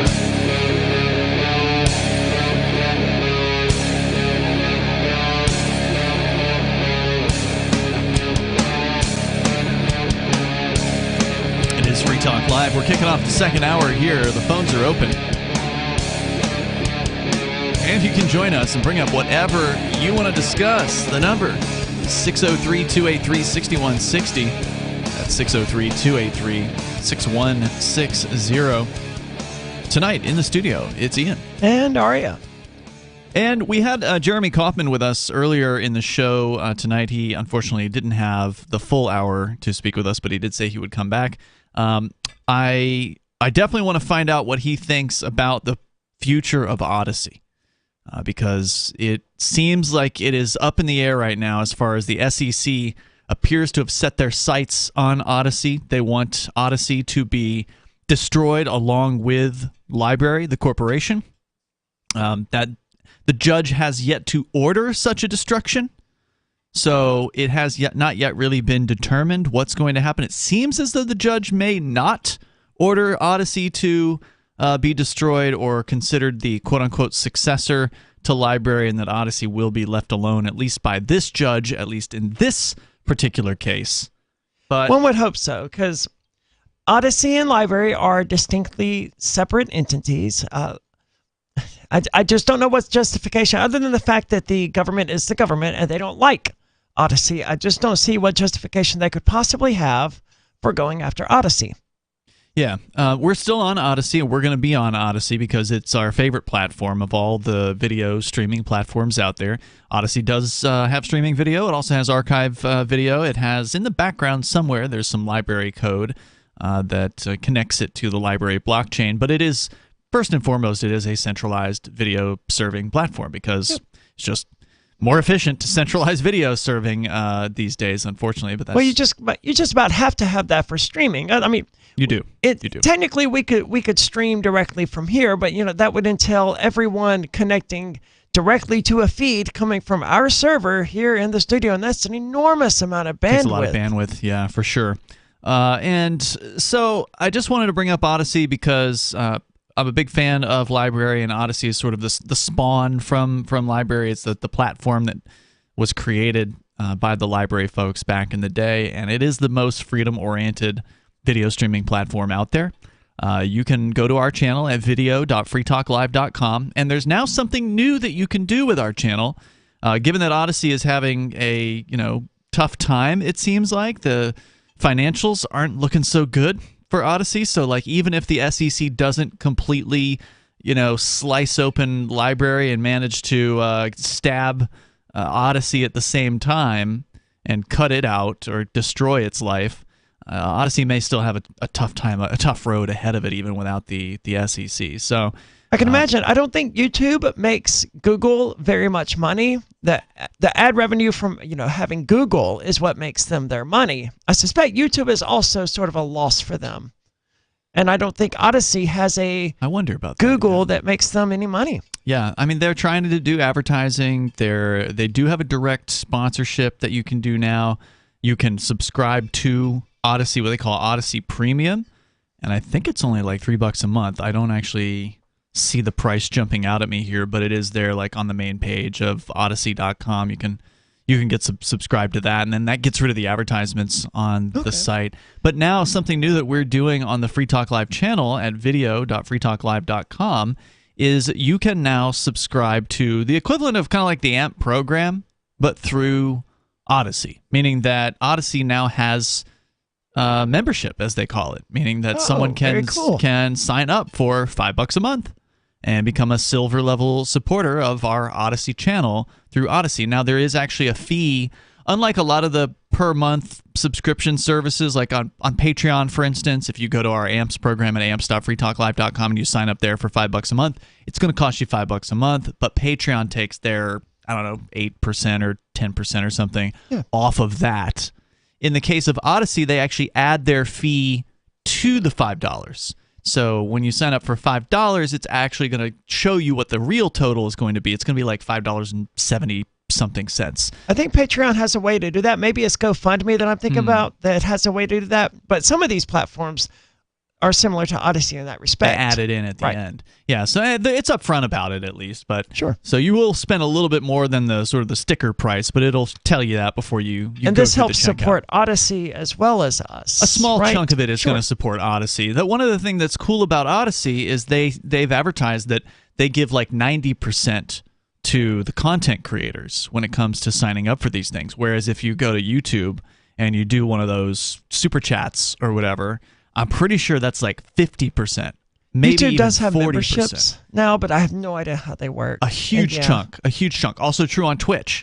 It's like half of it goes to Twitch to support the platform. So if you want to actually support the show that you support, it's a terrible idea to give money to YouTube or Twitch. They're just going to take like half of it for themselves. Plus, if you use Odyssey to support us, you also are helping Odyssey a little bit as well. Correct. Which is nice. And it will give you apparently a member's badge. So like when you're in the chat room, it'll show a little badge next to your username. And there's also the option, and I haven't experimented enough. I just enabled this today on our Odyssey channel at video.freetalklive.com. Just click membership or click the join button at the top. But it does allow us to do what is called a members-only chat. Now, what I haven't figured out yet about the members-only chat is whether that just means that, like, if you're a member, you can see members-only during a members-only chat, or if everyone else who's not a member is locked out from the chat, and it's only for members who are chatting. And given we have no members right now, I don't have any way of testing it. I don't know about YouTube. But I don't know about Odyssey, but the way YouTube handles this is only members are allowed to chat. Everyone else can still read the chat. That's probably what it is. But only members can actually continue to interact. And a lot of streamers like doing that, like, okay, for the next 10 minutes, we're going to be members only or whatever. Oh, because there is a toggle. Yeah. And it's probably for that. That explains it. That way, if the real Cynthia or whatever wants to continue talking, she's got to pay sign up for a membership. Yeah, most trolls aren't going to do it. No. A truly dedicated troll would, but most of them aren't. Yeah, you would generally want to keep it open, except for, I don't know, maybe the last segment of each show or whatever, flip it over. Okay. Hey, guys, members only now. I mean, that's interesting. To do this sort of thing, we'd have to be more on the ball with reading the chats anyway. Yeah. And I guess we probably should be, but, Yeah, it's tough. It is. It really is if we're tough. only paying attention to Odyssey, now that we've gotten all the others out of the way, since we're no longer using Restream to watch YouTube and all these others. Yeah, we pay no attention to the other chats anymore. We can handle, I can handle watching the. There is a pop out option for their chat, so I should like pull the pop out thing, as long as, because the trick is, for listeners that don't know, right? Like we just do this show. There's not like some producer sitting in here screening your phone calls. This is as like low budget of a show as we can possibly do, and also do a national radio show. So like, we got a dual screen computer. Then we can we got a little bit of space. We could probably make this work. So we'll see what we can do about getting an Odyssey only chat situation going on, and then maybe trying to remember to do a members only thing. It also does allow us to, if we wanted to do like a members only live stream, and to do a members only nice. Like members only access to videos on demand and things like that. So there's a few more features of this that we haven't even turned on or flipped on or whatever. But that sounds like cool. It could be useful for the religious-oriented show that I'm considering. Sort of a revival of Call to Freedom, but cool. Less internet only. Well, Call to Freedom was also internet only, but more limited in scope to maybe at most once every week, more likely once every 2 weeks, or even once a month. So check us out at video.freetalklive.com, and you can now support Free Talk Live through Odyssey. And this is with dollars, by the way. It's not with the library credits. You got to pay dollars for this. That's one of the directions Odyssey decided to go in the early days of Odyssey. Like, okay, well, we love cryptocurrency and everything, but most of our viewers and most of our creators, they're not necessarily crypto fanatics. They want to just get dollars in their bank account, and so they added in Stripe, which is a credit card processor, and so that's the way they went. It still does have library credits sort of like behind the scenes. They are still part of the site, but it's not. Don't you need them to upload and stuff? Yeah, you do still have to have those to upload on Odyssey. I mean, you can't have all your eggs in one basket, so I understand why they would allow dollars to be added. I mean, they're trying to compete with the big guys. I really admire what Odyssey has done here, because Twitch has the stupid bits, which is so like stupid. this Twitch only. It's not a cryptocurrency. This Twitch only currency that you can't use anywhere else, and that's completely useless. Right. And DLive has an equivalent of that I think they're called gems or something. I don't even know. And instead of doing that, Odyssey just went with library credits, which are far more universal. So good on them for that. Well, and they just went with dollars, which, again, a lot of people have that. So if you want to sign up through that, you can do that over at video.freetalklive.com. Let's go to Chuck. He's in Washington State. Chuck, you're on Free Talk Live. Go ahead. Thank God for KTOX in Needles, California, because I wouldn't be listening to you right now if it wasn't for them to be. And I'm in Longview, Washington. Imagine that. I just love the internet and its reach. I am also grateful for KTOX. It's a great station that airs us, I think, 6+ days a week, maybe even 7. We seem to have a lot of listeners who listen to us on KTOX. Yep. A lot of callers. It's a weird thing. It's a weird thing. Now, I just wanted to mention, now, if you need somebody like a guy on the street, a QRF type of a person to go to either Portland or Seattle, I could be that guy. You mentioned that you're low budget. Why would we want to send someone to Portland or Seattle? Well, I mean, if Donald Trump gets reelected, there's going to be a riot or something like that. I don't think I would want to ask anyone to go put themselves in harm's way. And what is QRF? It's a quick reaction type of a freak. Okay. Okay. Well, I mean, we've always said that anyone that has something to talk about can call into the show. So, I mean, if somebody felt like going to, the heat of the battle or something like that and calling in, then I would certainly welcome their call, but I would never ask someone to go and put themselves in jeopardy. No, I think that's a good idea. Now, I just want to appreciate, again, the quality of radio that you guys still offer. Oh, thanks. People around America. I mean, the scratchy AM thing that's off in the distance, that's still a thing. And I appreciate that. I mean, and I know there's some old timers out there that like that kind of radio. So that's kind of, I think, what people like me are looking for. They're not looking for a Glenn Beck type of a thing. They're looking for low budget. They're looking for people that'll just call in. They're not looking for a producer that'll say, okay, what's your comment? And then hang up on you after 5 seconds. Have you had that experience calling other talk shows? Well, there's a station on the West Coast out of San Francisco called KGO. It's Yep. 810 on the AM dial, and they have a very rude bunch of a very rude cadre of producers and screeners that just sit there and belittle you for a little bit, and then now you're all pissed off, and then they want to put you on with the local host or whatever. But they've gotten rid of a lot of that sound, that local host feel, and you do that for America. The Free Talk Live does that. Well, thank you. I appreciate that. The station you're referring to, KGO, for many years was, if I recall correctly, KGO. a Cumulus station, which is one of the biggest national level broadcasters that's out ABC. there. And what's been happening over the years, of course, especially when it comes to these big level commercial broadcasters like iHeartMedia or Cumulus. These are the number one and the number two. I forget which order they are at the moment, but they're big, and they have hundreds of radio stations. Is they have a ton of debt, and so these companies are operating in the red, and they've never dug out from this level of debt that they have. And of course, the price of radio stations is going down. So if they want to sell their stations, which they paid top dollar for in the 1990s. The value of those stations has been tumbling, especially in the last decade, but certainly in the last 15 plus years overall. And so they can't just sell their stations away and make the money to pay their creditors, because the stations will sell for a fraction of what they paid for them. So they are in the hole big time, and the only way to get out from their perspective is to cut costs. And that means that a station like San Francisco, which is I think the number 3 market or 4 or something like that, it's a huge market in the U.S., a station like KGO in San Francisco, which used to be like top dog, number one radio station, 50,000 watt AM blowtorch with a round-the-clock news organization and live shows. Probably, I mean, I don't know. I haven't looked at their station information for a while, but I'm gonna guess it's gone all syndicated with very rare local content. Yeah, that's. But I'm exactly.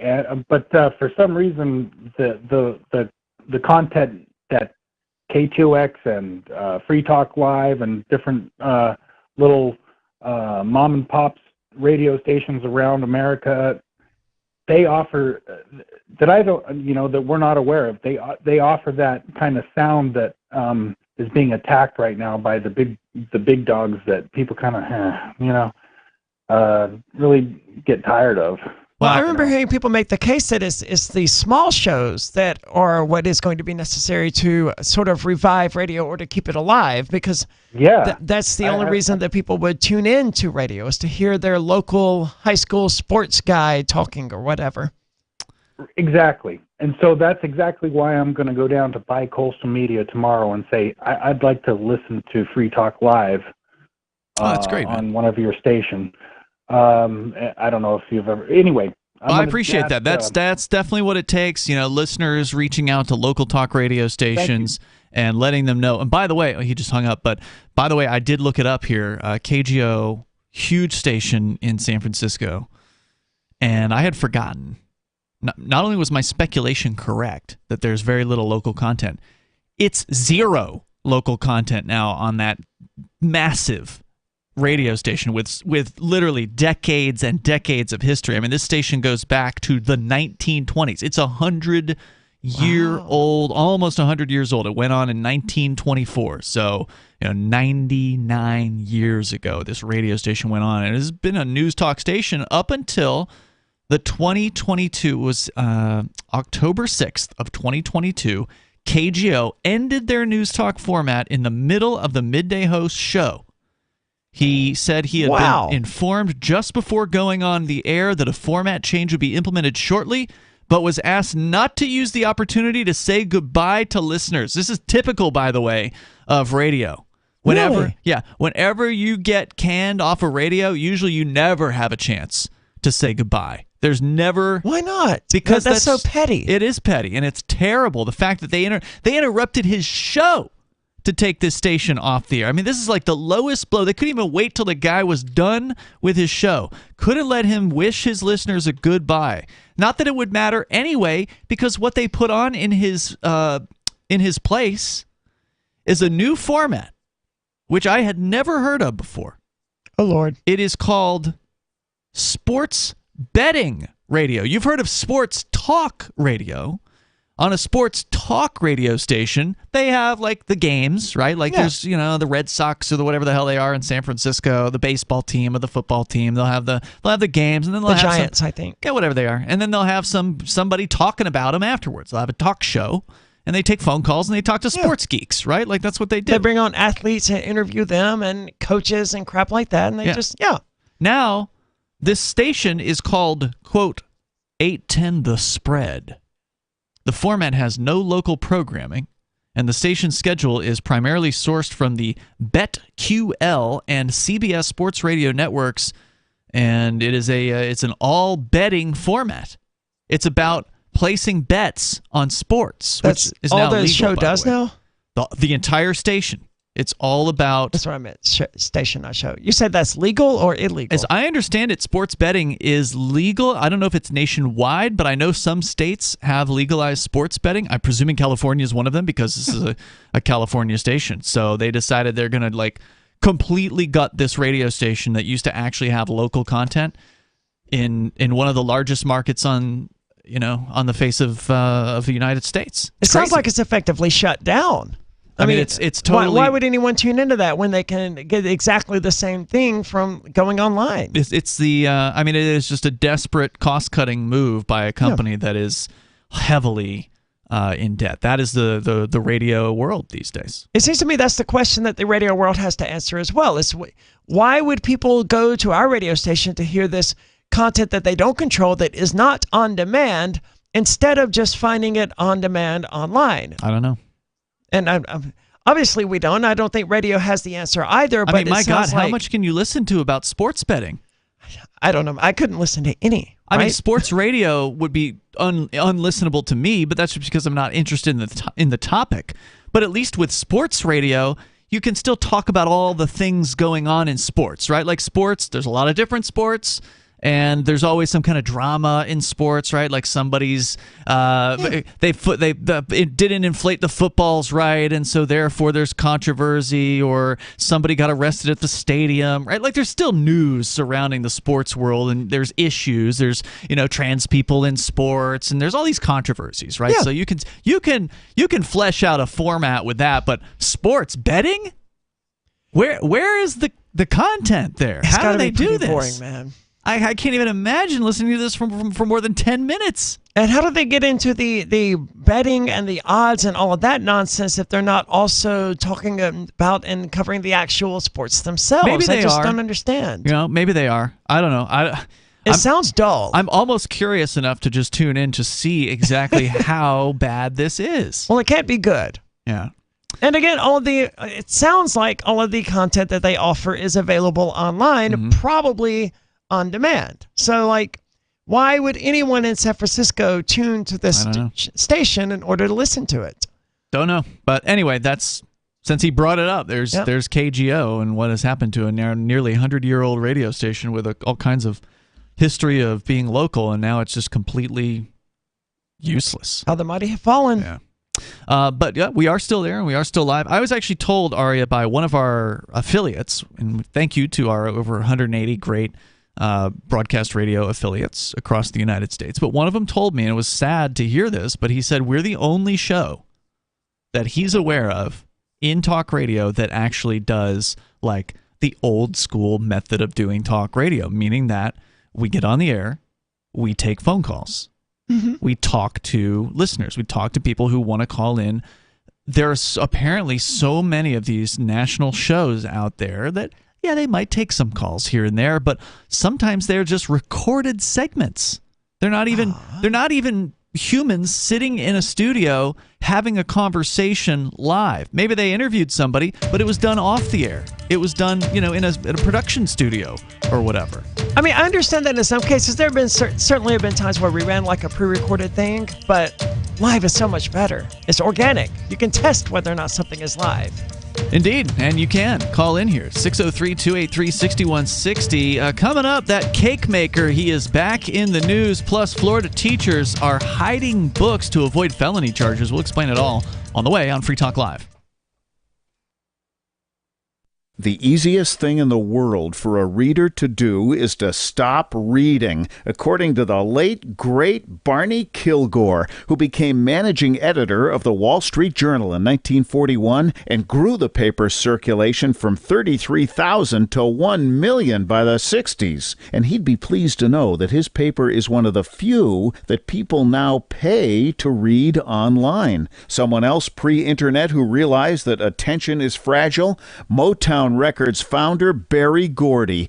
In the early 60s, when his label dominated the charts, he'd bring a dozen real people into the Hitsville, USA studios and audition songs. And he'd ask, if you were down to your last dollar, would you spend it on this record or would you buy a sandwich? Today, attention span seems like an oxymoron. For tips on cutting through the clutter, hit survivalspeech.com. I'm Holland Cook. From Feature Story News in Washington, I'm Nick Harper. US Secretary of State Antony Blinken says restoring calm between Israelis and Palestinians is the immediate task, but that Washington will keep working towards a two-state solution to the conflict. He was speaking at a news conference in Jerusalem at the end of a three-day trip to the Middle East, where retaliatory violence between Israelis and Palestinians has spiraled in recent days. FSN's US correspondent Kate Fisher reports. Following a meeting with Palestinian President Mahmoud Abbas, Secretary Blinken said that in the long term, more must be done than just lowering tensions. All sides must take steps to prevent further escalation in violence and restore calm. And so I've asked senior members of my team to stay on in the region and continue discussions on how these steps might actually be advanced. He reiterated President Biden's vision of a solution of two states for two peoples, saying that the US would continue to oppose anything that puts that goal further out of reach. Russia has launched a major new offensive in Ukraine, setting its sights on what could be the biggest gain since last summer. Russian troops are trying to encircle and capture Bakhmut. It comes after US President Joe Biden ruled out sending fighter jets to Ukraine. Under pressure, US lawmaker George Santos has announced he won't be serving on several committees in the US House of Representatives. It comes after he admitted to fabricating large parts of his resume. FSN's Will Denslow reports from New York. George Santos has reportedly apologised to members of his party for being a distraction, and that he'd step down from committees until his name is cleared. The Republican will not sit on the Science, Space and Technology Committee or the Small Business Committee. Santos is accused of lying about his educational background, working on Wall Street, and even his faith. He's faced calls to resign, and a new poll shows that 78% of voters in his district believe he should step down. The death toll from a suicide bombing at a mosque in the Pakistani city of Peshawar has risen to 100. The mosque is located in the heavily guarded police headquarters area. Former US President Donald Trump has sued Washington Post journalist Bob Woodward for publishing audio of their interviews. The veteran reporter interviewed Trump between 2019 and 2020 for his book Rage. FSN's Sally Patterson has more from New York. Donald Trump's team is suing Bob Woodward, his publisher Simon & Schuster, and parent company Paramount for almost $50 million in damages for what they call manipulation and exploitation of audio. It refers to an audiobook released in October last year featuring 20 interviews with Trump, which he says he didn't give permission to publish. But in a joint statement, Woodward and Simon & Schuster said the lawsuit was without merit and that they will aggressively defend against it. From Bureaus Worldwide, this is FSN. We're still not sure why you'd want to watch, but our video feed is streaming nightly for free at cam.freetalklive.com.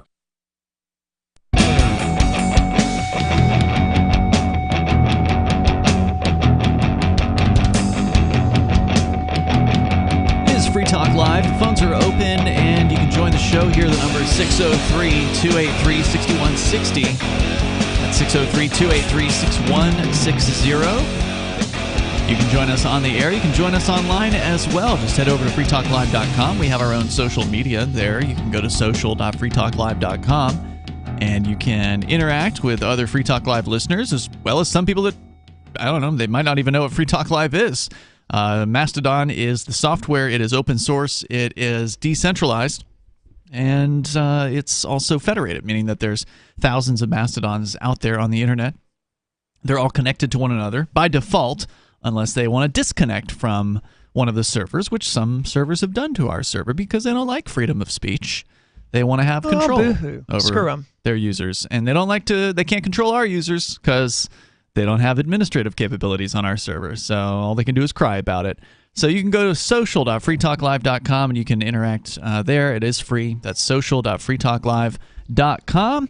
So, Aria, you have a story out of Florida tonight regarding teachers there apparently hiding books to avoid being charged with a felony? I do. New Hampshire has one of these similar sort of law as well. It's called a divisive concepts law, as I understand it, which basically in New Hampshire, it restricts teachers to not covering some subjects like racism or something. I don't know exactly what the details of the law are. Mm-hmm. In Florida, they have something similar, but Florida, it's developing this reputation of being this very conservative, very anti-LGBTQ place. Okay. And that seems to be what this is about. So now Florida teachers are now hiding books to avoid felony charges under a newly signed law. Before you go on, the New Hampshire one, as I understand it, prohibits the teachers from teaching the kids like racism, meaning like, what do they call it? There's a certain type of curriculum that's very controversial these days. Oh, that's right. What was that called?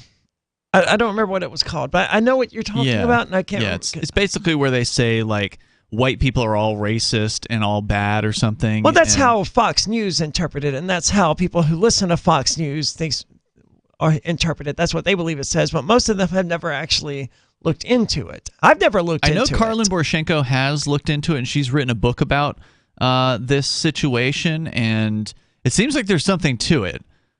So, I mean, it wouldn't surprise you to learn that people in the government schools, the commies that are the teachers in those schools, are teaching kids to divide one another by race. I mean, that's...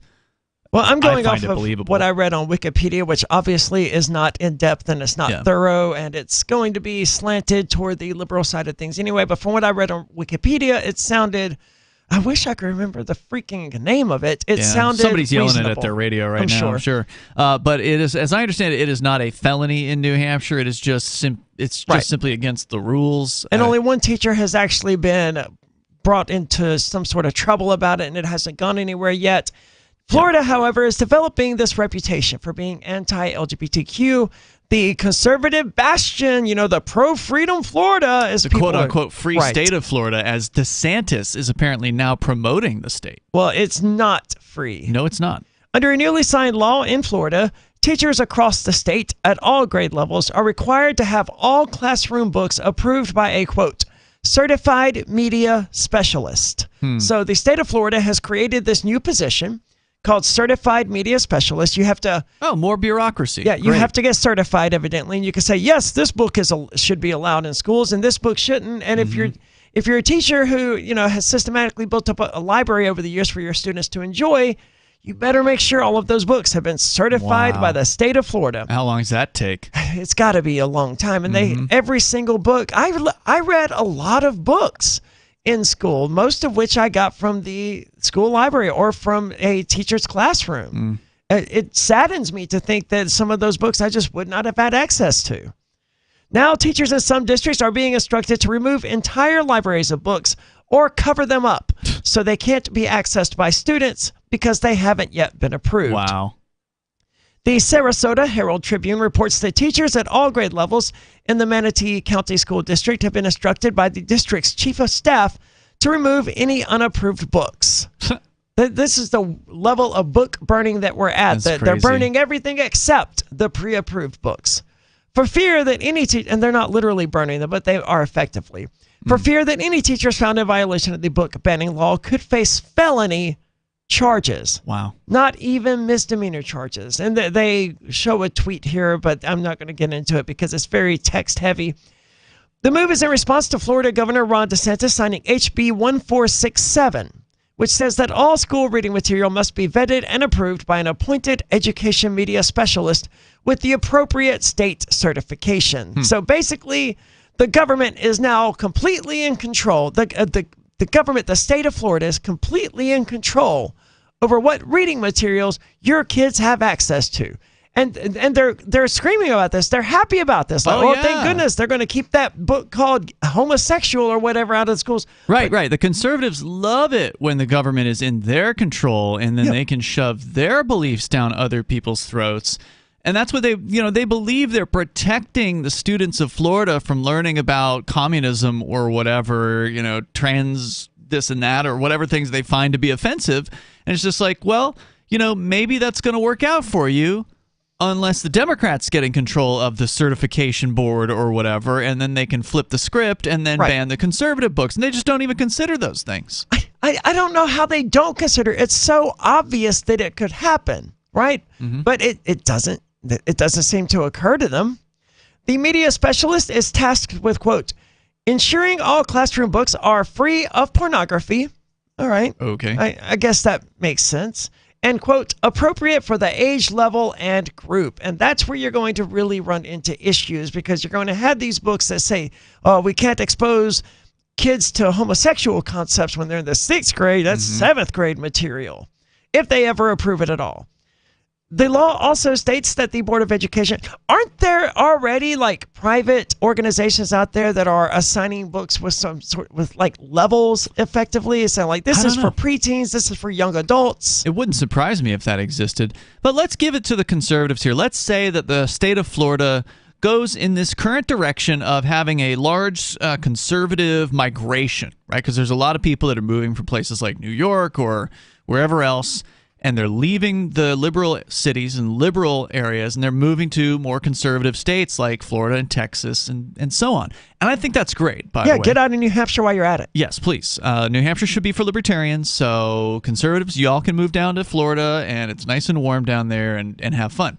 So, but let's give it to them. Let's say that trend continues. Let's say that it never flips back. Let's say that this program continues to be conservative-dominated, conservative-controlled, and then they get to just completely set the standards of the government schools, like this is their dream. They want to have total control, and now they do. Now individual teachers cannot make their own decisions about what to put in their own classrooms, and if you think that that's a good thing, and you purportedly believe in free markets, then you don't really believe in free markets, right? Because you don't want to let individuals make their own choices, even inside of this state system. I mean, it's their system, and if they want to do that, then I guess they can.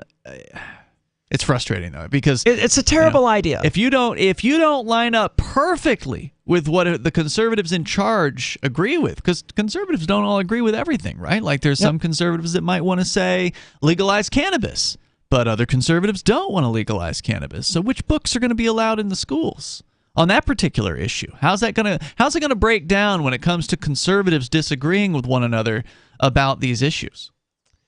Only even if time they will stay tell. in control. Yeah, I don't know. The law also states that the Board of Education must train these media specialists to censor any books or other reading materials with, quote, unsolicited theories that may lead to student indoctrination. And they don't say it, but what they're saying there is transsexualism, transgenderism. They're probably effectively banning that. Teachers told the Herald Tribune that whether they agree with the law or not, they now have to cut off their students' access to books. What about if a student brings these books into class? Obviously, the teacher can't, but let's say I'm a student there, and my parents are cool, so I've got the book. This book is gay, and I bring it to class. Who gets in trouble then? Does the teacher have to confiscate it? I think you would probably be exempt from any kind of charges in that case, but you probably could not leave it in the class. You could probably not put it on a bookshelf or something like that. It would probably have to remain in your possession. If you gave it to another student, you'd probably be okay with that, but you wouldn't be able to like contribute it to the class bookshelf, would be my guess. And that's so ridiculous. If you have a lot of books like I do, probably several hundred, it's not practical to run all of them through the vetting process, so we have to cover them up. Right, because, I mean, how many of these so-called book experts, or whatever their term is, media advisors, how many of them are going to be familiar with all of these books? I mean, they're going to probably have to do research, if not read every single one of these books in order to know. I mean, how are you going to know if there's no pornography in the book unless you've read the whole thing yourself? And how long is that going to take? So how long will it truly take for any teacher that wants to have all her books vetted for approval to actually make that happen? Years? And do they have an ongoing list? Is it like... I don't know. There's so many questions. I'm sure they do. They probably do. It's not going to be efficient. It's not going to be fast. It's the government. It's not only ridiculous, but a very scary attack on fundamental rights. And then it quotes another tweet here. I was trying to quickly read the tweet to see if it was worth getting into because the article just sort of ends here. But the tweet does have some stuff. Okay. The argument is that you don't have your fundamental rights when you're in the government, right? Like if you're working for the government, and I can see this argument, you work for the state. You are restricted in the things that you can and can't do because you work for the state. And if you have freedom of speech, it's because you don't work for the state.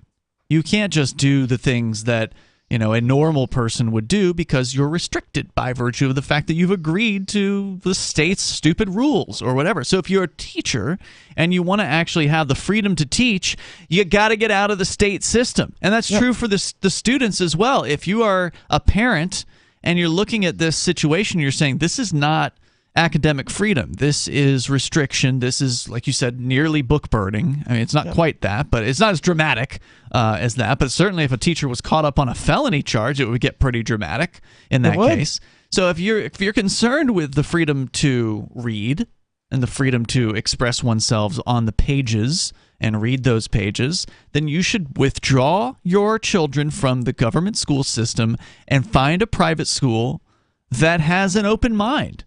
And encourage your neighbors who feel similarly as you to do that. Let's go to the phones here. Bad Slave is in New Hampshire. You're on Free Talk Live with Ian and Aria. Hey, thank you, Ian and Aria. I am thoroughly convinced that, the problem with this whole school thing and books and banning and felonies for obtaining, some other book. I mean, that's just off the, It's what? It's just off the schedule, man. That's just crazy, is what that is. And my point is also that this is what's wrong. This is the compromises that are brought about by the fact that there's this compulsory schooling, as the New Hampshire Constitution states that the government needs to cherish education. That does not translate into funding and compulsory, unfortunately, the New Hampshire State Supreme Court made some ruling within the last 2 decades that the government basically has to provide an education for everybody, and that's just not a good decision. Yeah, it's really bad. The good news is that at least in New Hampshire, they've got the what they call the education savings accounts, and they are allowing the sort of escape valve for families that do value the idea of having an independent education that's getting their kids out of these government schools. It's under threat, of course, by the the leftists and the teachers unions, but it looks hopefully they'll be able to weather the storm here this year. And apparently there was just some hearings at the State House, and these homeschoolers came in and they filled the place up, and they did what they always do whenever there's a threat to education freedom here in New Hampshire. They turn out in huge numbers to let the state reps know how they feel. So I'm pretty optimistic that we're going to see the education savings accounts continue, but again, it's a contentious issue right now. Isn't it silly that these people on the left don't even want to deal with the possibility of having their teachers have to compete? I mean, if the public school system was so great and the teachers were so good, it wouldn't matter that parents had a choice in what to do with their kids, because they would choose the public schools. The fact that they seem to know that no parent would willingly, happily choose the public schools, that's sort of where your problem is, and you can't fix that. All you can do is wash your hands of the situation, say it sucks, it's not going to improve, the public education system sucks, and be done with it. Bad Slave, any other comments? well, I've gone to the extent of saying that well, I call it government indoc or gov indoc, because that's what it is. It's indoctrination. Sure. And that's all that they're wishing to do, and they want a particular limited kind of product result from their indoctrination that doesn't have people critically thinking or questioning authority or any possibility of excellence. They just want what they want, and I'm I think the statement that that the GovIndoc is in fact child abuse. Thank you for the call tonight, Bad Slave. I do appreciate hearing from you. The number is 603-283-6160. And anybody that tries to say that, oh, Governor DeSantis, free state of Florida, freedom, anybody that buys into this nonsense down there, all you have to do is look at the budget. I mean, there's plenty of examples of how big the Florida government is. And, this example you're giving us here tonight, Arya, is all about how controlling that they can be. Yep. But they're not shutting down the government schools. They never will. No, they're not lowering the budget of the state. They hit a record high state budget the last budget they did. It's over $100 billion in the state of Florida for the government that they have there. The Florida government is a humongous government that is not slowing down, it's not stopping, and it's certainly not turning around and getting smaller. So don't buy for one moment this claim of a quote-unquote free state of Florida. It's ridiculous marketing. They're also going to rely on this little narrative they like to cook up. Well, they're not banning gay books or LGBT books. They're not saying you can't have gay books, but no, they're smarter than that. Mm-hmm. Just like if you... That would be easily discrimination if they said that. Like if you have trouble walking around, McDonald's isn't going to tell you, oh, well, look, we're not hiring you because you only have one leg and you can't do the job. They're going to have some other reason. They don't have to tell you a reason. Yeah, in some states they don't. In some states they do have to. Do they really? I think so. It's some normally you just don't get a call or something back. Like that. I don't know. No, right to work has to do with unionizing. Well, even if they hire you and they miss you or whatever, no one's ever going to fire you for being unable to walk or being crippled or whatever. They're going to find some other reason because they're smart enough not to say, we're firing you because you're crippled. No, you came in late. And so is the state of Florida. They're smart enough not to say this entire apparatus that's designed to discriminate against LGBTQ people and keep LGBTQ books out of school. They are smart enough not to say, we're trying to keep gay books out of school. Mm-hmm. Instead, they're going to have these age-appropriate criteria and these things that could plant unsubstantiated theories in kids' heads that one could interpret to mean transgenderism or LGBTQ stuff or whatever, and that's how they're going to do it. They're not idiots. We've got another caller on the line here. You're on the air on Free Talk Live. What's your name, caller? Hey, this is the Minor Ache. Minor Ache, you're on the air. Go ahead. Hey, so I had a thought about the whole Crypto 6 thing going on, and I'm sure this has been thought about more than once, and I'm just late to the game. But, all right, so if crypto is money and you can be charged for exchanging money illegally, why is it that I can't pay taxes with crypto? It's a good question. Yeah, I think there's a strong argument that cryptocurrency is not money by the definition of the government's definition of what is currency and what is quote-unquote funds. Unfortunately, we weren't able to make that argument in this in the case in Crypto 6 because the judge already had determined that crypto is funds or Bitcoin is funds, and maybe that's going to be something we'll be able to argue in the appeal when that comes up. But yeah, you make a great point. Cryptocurrency, unless it is specifically as a stand-in for dollars, like a stable coin would be, you could make the argument in that case, perhaps. But aren't there some towns or cities or something that allow people to pay their taxes in like Bitcoin? I think, yeah, maybe there was like an Ohio story about that at some point, that some Ohio business administration bureaucracy had started taking Bitcoin or something for payments. So, yeah, there may be a little bit of it here and there, but at least as far as the federal government is concerned, there's nothing like that. But I mean, isn't it supposed to be, it's legal tender for all debts or whatever? Well, that's a USD. That's the U.S. dollar. And, okay. And Bitcoin. Sorry. Go ahead. Bitcoin, cryptocurrency in general, they're not legal tenders. Not in the United States. In El Salvador, I believe it was, they made Bitcoin one of the legal tenders alongside the USD, and that's right. That was disastrous, and they botched. Hold on. So legal tender and money are two different things? That's correct. Yeah, generally legal tender is money, but legal tender is the officially government-sanctioned money, the government accepted money, the money that you can pay your tax bill in, that kind of thing. That would be legal tender. In some places, legal tender is the only thing that you can use. It just depends on the way the laws are written.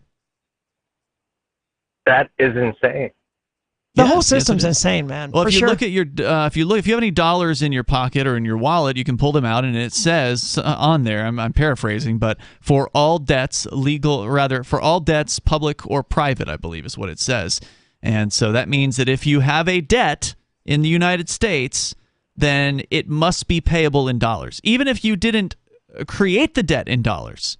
Meaning that if I loan you an ounce of gold, then in theory, you have to. Dollars, money, and legal tender are all different things. Yeah, well, the dollar is a U.S.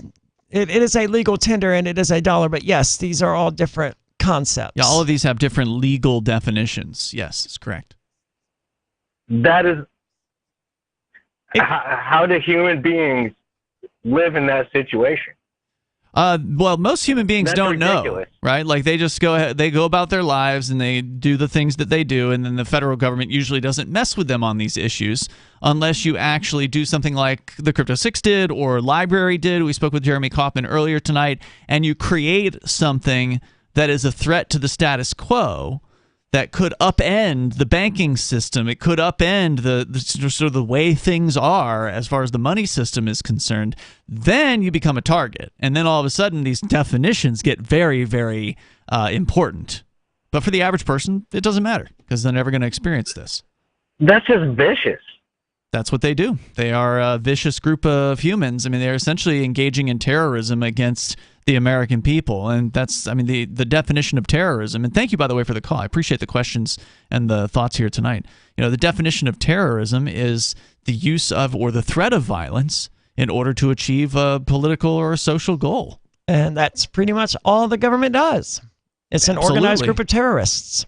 Precisely right. And the number, if you want to join the show here tonight, is 603-283-6160. The only difference between the government terrorists and the other terrorists is that most people haven't figured out that the government is terrorists. So they can just do whatever they want to do and then say, oh, well, we have a badge. Oh, well, we've got a uniform and somebody went into a room and voted. So therefore, it's okay when we terrorize peaceful people and put innocent, peaceful people behind bars and destroy people's entire businesses that they've created over years of their lives. That's totally fine because, well, they're the government, and so people have been fooled into thinking there's something else besides a gang of criminals. There's more coming up here. It's Free Talk Live. Free Talk Live. To be free is to be clear-headed. I do encourage people. Somebody gets down and smokes a joint and gets high. They sit on the couch and they turn into a blob. Yeah, well, I don't think you know much about people that smoke pot, Christy. Right. Yeah, Christy. They procrastinate. That's what you guys were talking about on your show tonight. Okay, then Christy, then what I can say then is that people that don't smoke pot make sweeping generalizations because you just did. It seems like the vast majority of humans use some kind of substance throughout their day or week. Not Christy. She doesn't. Well, what a sad state of affairs. Do you have a cup of coffee in the morning, Christy? And at this time in our history, if that's we've always done it, Christy. It's been done throughout humans. People, how many people do you know, Christy, that can't function without a cup of coffee? Well, you have to have a piece of bread to live, to survive. We're not talking about food. Free Talk Live, 7 nights a week from 7 to 10 Eastern, live on the Liberty Radio Network at LRN.FM. The new 4th edition of Healing Our World, The Compassion of Libertarianism will take your understanding of liberty to a deeper level and has over 1,300 updated references, new cartoons, and a foreword by Dr. Ron Paul. With discounts for multiple book purchases, the 4th edition of Healing Our World is a great gift for the liberals, pragmatists, environmentalists, and Christians in your life who think libertarianism is cold-hearted. Get yours today at healing.freetalklive.com and use promo code FTL for a $5 discount. If you want to know the latest about Free Talk Live before we go on the air, all you need to decide is how you want it delivered. It's your choice. Visit news.freetalklive.com to receive our usually weekly news updates by email. Plus, we have a Twitter account at twitter.freetalklive.com, and you can follow us on the decentralized Mastodon platform at toot.freetalklive.com. So please follow us at toot.freetalklive.com and sign up for our emails at news.freetalklive.com. You're listening to the live edition of Free Talk Live. Hour number 3 is next after the news here on the Liberty Radio Network at LRN.FM. From Feature Story News in Washington, I'm Nick Harper. US Secretary of State Anthony Blinken says restoring calm between Israelis and Palestinians is the immediate task, but that Washington will keep working towards a two-state solution to the conflict. He was speaking at a news conference in Jerusalem at the end of a 3-day trip to the Middle East, where retaliatory violence between Israelis and Palestinians has spiraled in recent days. FSN's US correspondent Kate Fisher reports. Following a meeting with Palestinian President Mahmoud Abbas, Secretary Blinken said that in the long term, more must be done than just lowering tensions. All sides must take steps to prevent further escalation in violence and restore calm. And so I've asked senior members of my team to stay on in the region and continue discussions on how these steps might actually be advanced. He reiterated President Biden's vision of a solution of 2 states for 2 peoples, saying that the US would continue to oppose anything that puts that goal further out of reach. Russia has launched a major new offensive in Ukraine, setting its sights on what could be the biggest gain since last summer. Russian troops are trying to encircle and capture Bakhmut. It comes after US President Joe Biden ruled out sending fighter jets to Ukraine. Under pressure, US lawmaker George Santos has announced he won't be serving on several committees in the US House of Representatives. It comes after he admitted to fabricating large parts of his resume. FSN's Will Denslow reports from New York. George Santos has reportedly apologised to members of his party for being a distraction, and that he'd step down from committees until his name is cleared. The Republican will not sit on the Science, Space and Technology Committee or the Small Business Committee. Santos is accused of lying about his educational background, working on Wall Street, and even his faith. He's faced calls to resign, and a new poll shows that 78% of voters in his district believe he should step down. The death toll from a suicide bombing at a mosque in the Pakistani city of Peshawar has risen to 100. The mosque is located in the heavily guarded police headquarters area. Former US President Donald Trump has sued Washington Post journalist Bob Woodward for publishing audio of their interviews. The veteran reporter interviewed Trump between 2019 and 2020 for his book Rage. FSN's Sally Patterson has more from New York. Donald Trump's team is suing Bob Woodward, his publisher Simon & Schuster, and parent company Paramount for almost $50 million in damages for what they call manipulation and exploitation of audio. It refers to an audiobook released in October last year featuring 20 interviews with Trump, which he says he didn't give permission to publish. But in a joint statement, Woodward and Simon & Schuster said the lawsuit was without merit and that they will aggressively defend against it. From Bureaus Worldwide, this is FSN. With FSN Spotlight, I'm Simon Marks, looking in more detail today at the revelation by former British Prime Minister Boris Johnson that Russian President Vladimir Putin directly threatened to use a nuclear weapon during a telephone conversation in the run-up to Russia's invasion of Ukraine. Mr. Johnson told the BBC that the threat was extraordinary, with Vladimir Putin arguing it would only take a minute to unleash nuclear weapons on the UK. As Russia's war has continued, some Ukrainian officials increasingly fear their territory may be targeted for a Russian nuclear attack.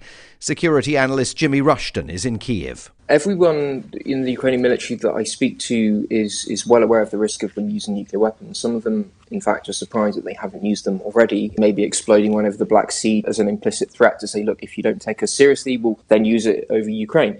But just using a nuclear weapon doesn't win him the war, and it creates a huge amount of problems for him. The second you use a nuclear weapon, any remnant of the Russian narrative just disappears, and they immediately become the only country to use a nuclear weapon since the end of the Second World War, and that puts them historically on the wrong side of everyone. Including, he points out, the Chinese and the Indians, both of whom have publicly called for the nuclear threat to be removed from the Kremlin's table. But with an anticipated spring offensive in the pipeline, the Russians continue to keep all options open. With FSN Spotlight, I'm Simon Marks. And the main news again, US Secretary of State Antony Blinken, on a trip to the Middle East, says restoring calm between Israelis and Palestinians is the immediate task. Russia has launched a major new offensive in Ukraine, setting its sights on what could be its biggest gain since late last summer. And US lawmaker George Santos has announced he won't be serving on several committees in the US House of Representatives, after admitting he fabricated large parts of his resume. That's Feature Story News' Nick Harper reporting. According to locals waiting for a 66 bus in downtown Chicago last night, a young couple was making out in the passenger shelter like they were in Paris or something. Onlookers spoke to reporters about the pair, who carried on their passionate embrace for over 20 minutes, as if they were in some sort of goddamn candlelit bistro tucked away in Montmartre. It's been almost a half an hour and they're still going at it. It's like they think they're sitting on a sun-dappled picnic blanket in the Tuileries Gardens. I mean, where the hell are we? The Champs-Elysees? The pair's marathon makeout session, which took place in downtown Chicago and not, as frustrated onlookers emphasized, on a cobblestone street in the city of lights, featured intense gazing, deep tongue kissing, and other gestures of affection typically reserved for a couple strolling down the banks of the Seine River. You know, for a second there, I honestly thought we had all been transported to Parc Monceau, drinking flutes of champagne on a wonderful summer afternoon while being serenaded by a Parisian accordion player. But no, we're at a bus stop in Chicago. This is the Onion News Network. You can help spread the ideas of liberty with our Patreon for just $5 per month at amps.freetalklive.com.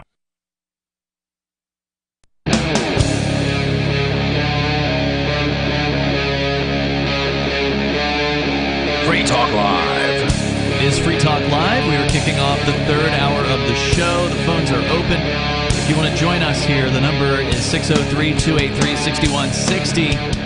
At 603-283-6160. You know that Colorado baker who's been in and out of court over the years?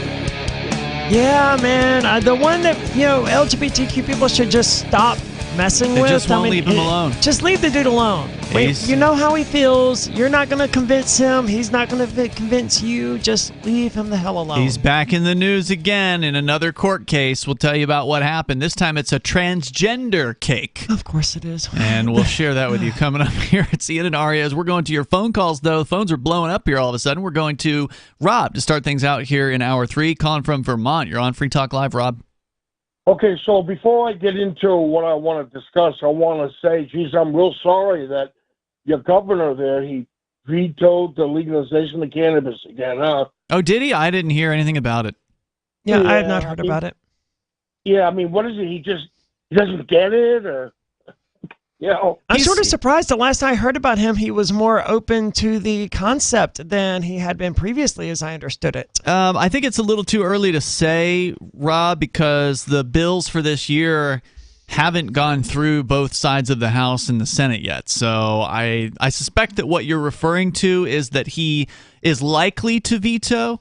There has not been any kind of verbal support from Chris Sununu, the governor of New Hampshire, for cannabis, but the bills that are being proposed are still being heard, and they haven't even made it over to the Senate side of the chamber yet. There hasn't even been a vote, from my awareness, on the House side yet. It's so absurd, guys. Just legalize the stupid plant at this point. New Hampshire is surrounded by states with legal pot. There is tons of pot in New Hampshire. It's really the question of when and how it's going to happen, more so than if. I'm pretty sure, like most people politically in New Hampshire, they know this is going to transpire. They know that it's going to happen.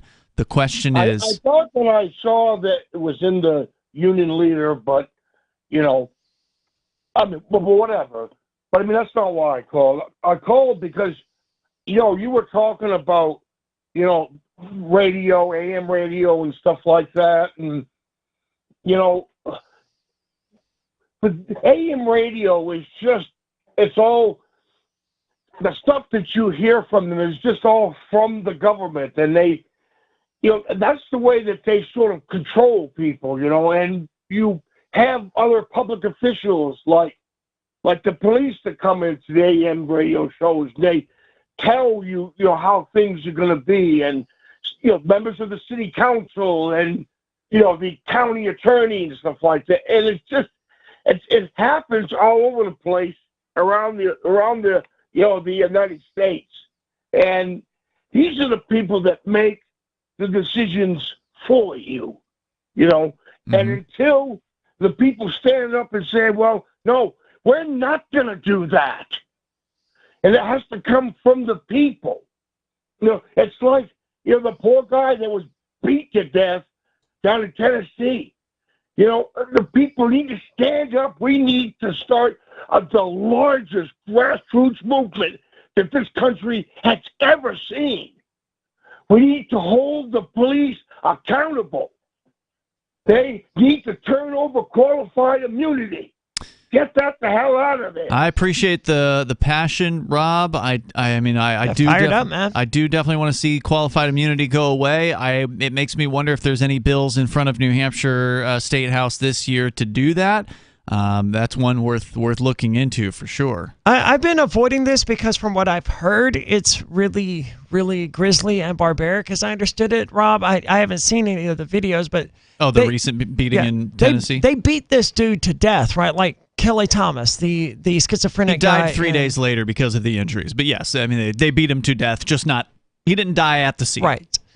Well, neither did Kelly Thomas, but they caved his skull in with flashlights. Right. The thing that really gets me most of all about this police beating down in Tennessee is that, I learned last night that guy was a brand new dad. Jeez. And it just enrages me when I hear, stuff like that. It really does. And I'm hoping that the things that I'm sharing, that people will listen to this and take this seriously. I don't know what else to say, but I'm really upset. And I hope a lot of other people, will take into this march and protest peacefully. But we need more people. Thank you, Rob, for the. Thank you. Thank you for the call tonight. I appreciate it. Where we really need more people is libertarians migrating to New Hampshire. We need more libertarians, preferably libertarian activists, people that are willing to actually pick up and get active when they get here to help us achieve more liberty in our lifetime. It's, we've made a tremendous strides here in New Hampshire with the few thousand migrants that we've had so far. It can't be more than I've heard. I think Stephen Nass, who's a Seacoast migrant, has estimated as high as 8,000. I just don't buy it. I don't think that's maybe overall, but a lot of those have also moved away. No way. There's just no way. The last time I saw the Free State Project's numbers, it was like 3,000 or 4,000 or something like that. And is everyone who moves here as part of the Free State Project going to be registered to that, or no? There could be more than that. That's true.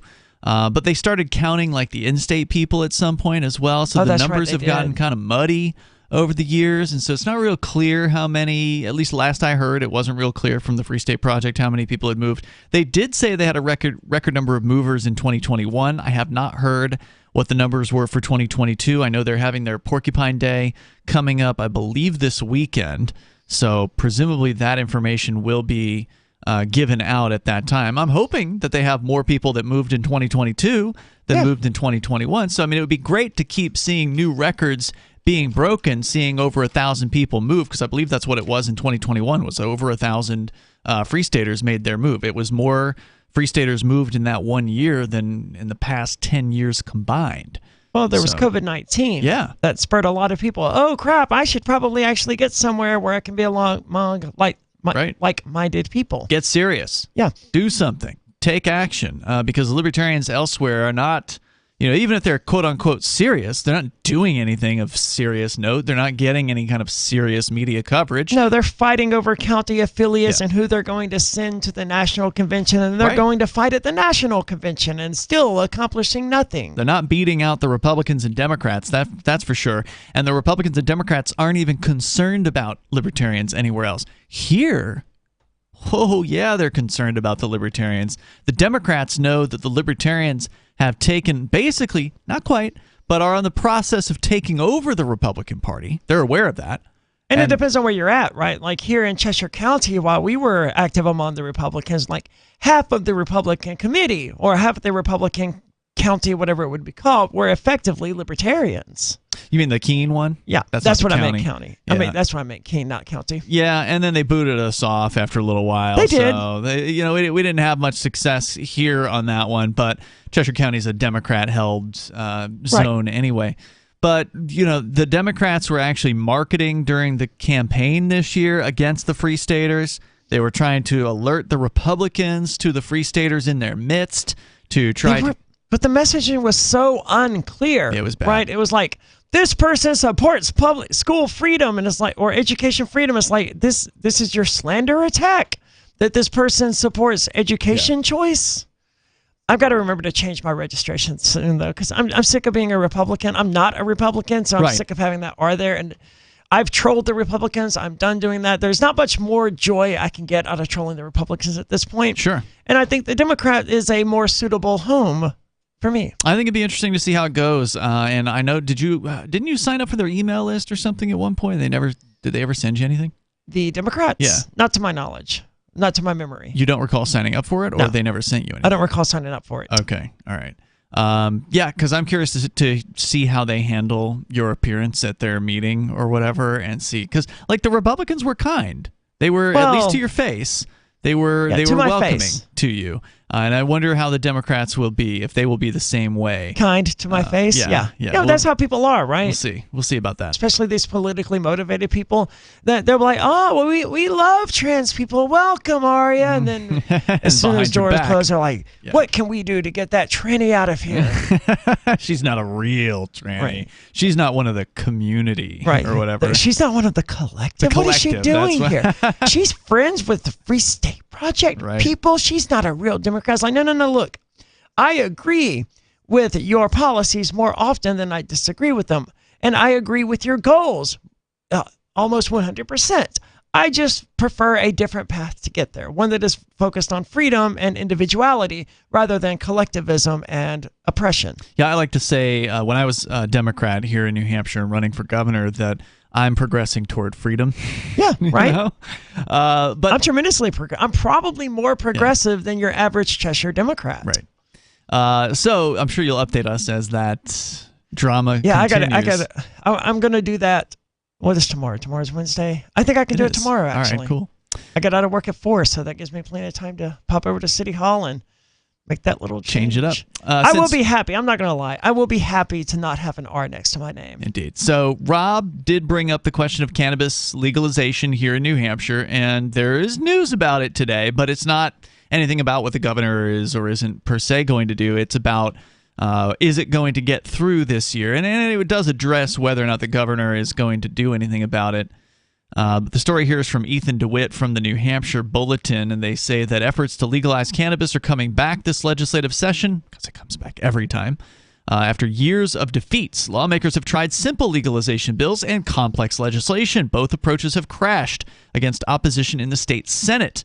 But this year, supporters say they're coming at the problem with their biggest coalition yet, a sprawling bill to legalize the drug, allow for it to be grown at home, and regulate and tax retail operations is set to be introduced in New Hampshire's House this year and has the backing of House Majority Leader Jason Osborne, who's a Free Stater, by the way, and House Democratic Leader Matt Wilhelm. Wow, that's pretty impressive. Yeah, it's as they describe it here, a rare joint effort. I don't know if joint was used purposely. The Sessions effort has a diverse array of backers in the state, from the ACLU to Americans for Prosperity to the Marijuana Policy Project. Supporters say the final bill is the result of months of discussions with a number of stakeholders, and legalization advocates argue they have their best chance of delivering a bill to Governor Chris Sununu's desk, pointing to a handful of freshman Republican senators who may push them over the line, including the very first ever Free Stater New Hampshire Senator Keith that's Murphy. Right. We did get one elected. Yeah. That's right. And there's only 12 senators, right? 24. 24. Okay. 12 counties. Okay. Yeah. Nope, 10. Okay, then I don't know. Why are there 24 senators? I don't know. Okay. Yeah. Somebody drew a map. All right.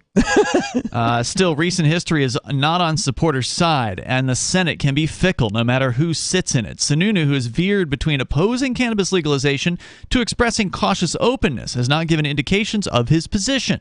And while public opinion in the state supports legalization, and has for a long time, by the way, police unions and some health-focused organizations have still urged restraint, suggesting a combative year ahead. Matt Simon, who's also a Free Stater, a longtime legalization advocate who helped craft the latest bill, is optimistic. He said, quote, "I think what's going to be different this year is we seem to have a really engaged, diverse coalition that is all bought into this." He serves as the Director of Public and Government Relations at the Prime Alternative Treatment Center. That's one of the medical cannabis distributors here in New Hampshire. He's also been a Marijuana Policy Project administrator for some time. The main legalization bill is ambitious. Now, there are several legalization bills that have been put forward this year. Bonnie and I went to the State House last week, and I spoke on one of them that is actually, in my opinion, the best one that I've read in, at least so far this session, the best one I've heard about. It would basically just end prohibition of cannabis for people 21 and up. Nice. Yeah, and that's the way it should be. Yeah, don't add a new law. Repeal old laws. Correct. It's not perfect, and it would still be a violation or something for people 18 to 21, and it'd still be some sort of a ticketable offense or whatever. Yeah. I mean, so it's not a total end of prohibition for under 21s, but for over 21s, it would basically allow for possession. And the way I read the bill, it would also allow for growing and sales. Well, isn't it ticketable now? Isn't that what they do if they catch you with pot? Yeah, ticketable. It's up to I think it's $100 fine if you get caught with up to 3/4 of an ounce. But this would eliminate that restriction. Right. So it would be no ticket if you're over 21, and I don't think there's a limitation on the amount that you can have. I could be wrong, but that was my reading of the bill. It seemed to just be striking things from the law rather than writing a bunch of new paragraphs. So that one I liked. I think it was like HB 360. If you go to freekeen.com, you can see I've got video footage of the entire hearing. So if you want to kind of see what transpired. But it wasn't a well-attended hearing, even though it was held in the full State House. That's because the bill they're talking about in this article, the one that has both the Republican and the Democratic House leaders' support. The sprawling, complicated one. Yeah, that's the one that's got the oomph, the political support behind it. Well, it's got to be sprawling to get the Democrats behind it. I'm curious, how often do New Hampshire police, state police, city police, county sheriffs, whatever, how often do they actually enforce any sort of pot law? Not do they ticket someone days. Or right? Not since decrim. Just about everyone I know smokes pot. I'm one of the few people I know at my job who just work at a smoke pizza pot. place. Right. And just about all of them smoke pot. Most of them do it openly. It's not uncommon to go to the bar after work on a Sunday night, especially when the weather's warmer, so people are sitting outside. Yeah. And there are people just right there on the sidewalk of Main Street smoking pot. That is what I like to hear. I'm really glad to hear that, Arya. I did not know it had gone that far. Yeah, especially from these college kids. I mean, they don't sit there passing around bowls or whatever, but you smell pot, you see the people smoking, it's obvious they're smoking pot. Yeah. And, that's the way it should be treated. It should just be, there's some people there smoking pot. Oh, look, they're also having a drink. Yeah. Oh, look, they're also smoking a cigarette. None of this crap is my business because it's not affecting me. They're grown adults making decisions about what to put in their body. Oh, that person's eating a nacho. Mm-hmm. They can't have that cheese. That's bad for them. Technically, the public consumption of cannabis is still illegal, even though decriminalization is a thing. Smoking it in public is actually still. I mean, it's not like a misdemeanor or anything like that, but it is still a crime, quote unquote. That's where you get the ticket, right? Well, I mean, that would certainly lead you to a ticket for possession, but I think the actual consuming it of cannabis in public is also a separate charge. Oh, see, they need to get rid of that too then. I agree. But it pleases me to know that people are doing it anyway. Well, yeah, it's pot. Who cares? Yeah, and it has gotten to that point where the police are basically looking the other way. So this bill is going to allow adults 21 and up to possess and use cannabis as well as grow up to 6 plants. According to a framework of the bill released in December, it also authorizes businesses to cultivate cannabis and sell it, and creates a process for the state to license those businesses and tax them under the meals and rooms tax. Now, as a libertarian, I'm against taxing cannabis. I'm against all taxes, period. But understanding that in order to pass a cannabis legalization bill, generally there's got to be some kind of tax attached to it. This is one of the least offensive proposals because it actually just kind of piggybacks on an existing tax. So it technically doesn't create a quote-unquote new tax. It just simply adds cannabis to the meals and rooms tax. So it would then become the meals, rooms, and cannabis tax, which when you go out to eat in New Hampshire or you get a hotel room or a campsite, there's what is now an 8.5% fee. It actually was lowered from 9%, I think, last year or the year before. So it's good that they lowered it. Maybe they'll lower it again. But that would be nice. Yeah, 8.5% on those things. And so this bill would just simply add cannabis to that. So that's good because, it's bad because it's a tax. It's not but it's I don't like not the a new precedent, tax. though, of taking things that aren't meals and aren't rooms and applying this tax to them. Maybe next they'll be like, okay, well, alcohol. Let's add this meal and room tax to that. That's a good point. Yeah. Whatever else they want to add, gasoline or a bag of chips at a gas station. Let's add that to the meals and rooms. And once they start adding anything it could be to bad. Meals and rooms, now you got a new sales tax. Right. Yeah. I definitely share that concern. But that said, it would make cannabis the least taxed, or at least in New Hampshire, of all of the states in which cannabis has been legalized. New Hampshire would be the lowest of those states as far as taxes are concerned. All right, well, that's something. Yep, that would be good. And also, I don't believe there's any proposal to have wholesale level taxes. So like in Washington State or Colorado, I believe, definitely in Washington State, there's like a wholesaler's tax and there's a retailer tax. So like at every point the cannabis changes hands, it gets hit with a tax. So there's a lot of taxation on cannabis over there. So that's why they're paying $40 for what we would have called a dime bag. I don't know if it's that bad over there, but I don't know what it's actually at because I haven't smoked pot since it was legal anywhere. I quit smoking pot around the time that I think Colorado got recreational. Like that was a long time ago. So it says here that is a departure under the last major cannabis bill in the House. The bill that passed the House last year would have authorized only state-run liquor stores to sell cannabis products, with the state collecting the profits rather than taxing private businesses. Last year's effort passed the House, which was a terrible, terrible bill, but received criticism from legalization advocates who bristled at the state's monopoly over sales. I'm so glad that bill didn't. Yeah, that's a terrible idea. Yeah. So, New Hampshire does seem, for whatever reason, they handle alcohol sales very well for the monopoly they have. People come here from Vermont to buy alcohol from our stores that are state-owned. And I applaud New Hampshire for managing to have this monopoly and still having the lowest prices you can find. That's true. But I don't want to expand that monopoly into other industries, and I don't understand why the state of New Hampshire has a monopoly on liquor in the first place. What sort of nonsense is that? It's prohibition. Why is the state selling alcohol? Can someone please explain that to me? I would expect Walmart to sell alcohol, the gas station to sell alcohol, but why in the hell is the state of New Hampshire in the business of buying and selling alcohol? I don't know. Let's go to the phones, though. Olivia is on the line in Arizona. It's just they had prohibition and they still have prohibition. It's just a different form. Yep. Olivia, go ahead. Hey, I had a couple of comments about the cannabis prohibition. I work at a store called Ross Dress for Less, and I'm currently actually in Texas at the moment. I'm trying to get back to Arizona, but I'm currently in Texas where cannabis is illegal. And what's really funny about this store, it's like a department store with all kinds of discount things, so you never know what you're going to find there. But we carry a lot of cannabis-themed items, like not just shirts and shoes and hats and socks, but also lately they have had a lot of dog toys with cannabis leaves on them. I'm not even making this up. And I don't know, it just kind of makes me laugh because like here's this thing that's so illegal, they will ruin your life over it. But you can get the little symbol stamped all over. Yeah. Yeah, I mean, Ross knows their audience, right? They know they've got a lot of people that shop in their stores that use cannabis and appreciate cannabis, and they're more than happy to make money off of those people. Meanwhile, if they get caught with cannabis in Texas, they're going to prison. Right. And the funny thing is when people come in, occasionally you'll have someone who comes in really smells very strongly, like they just got through with their recreational activities.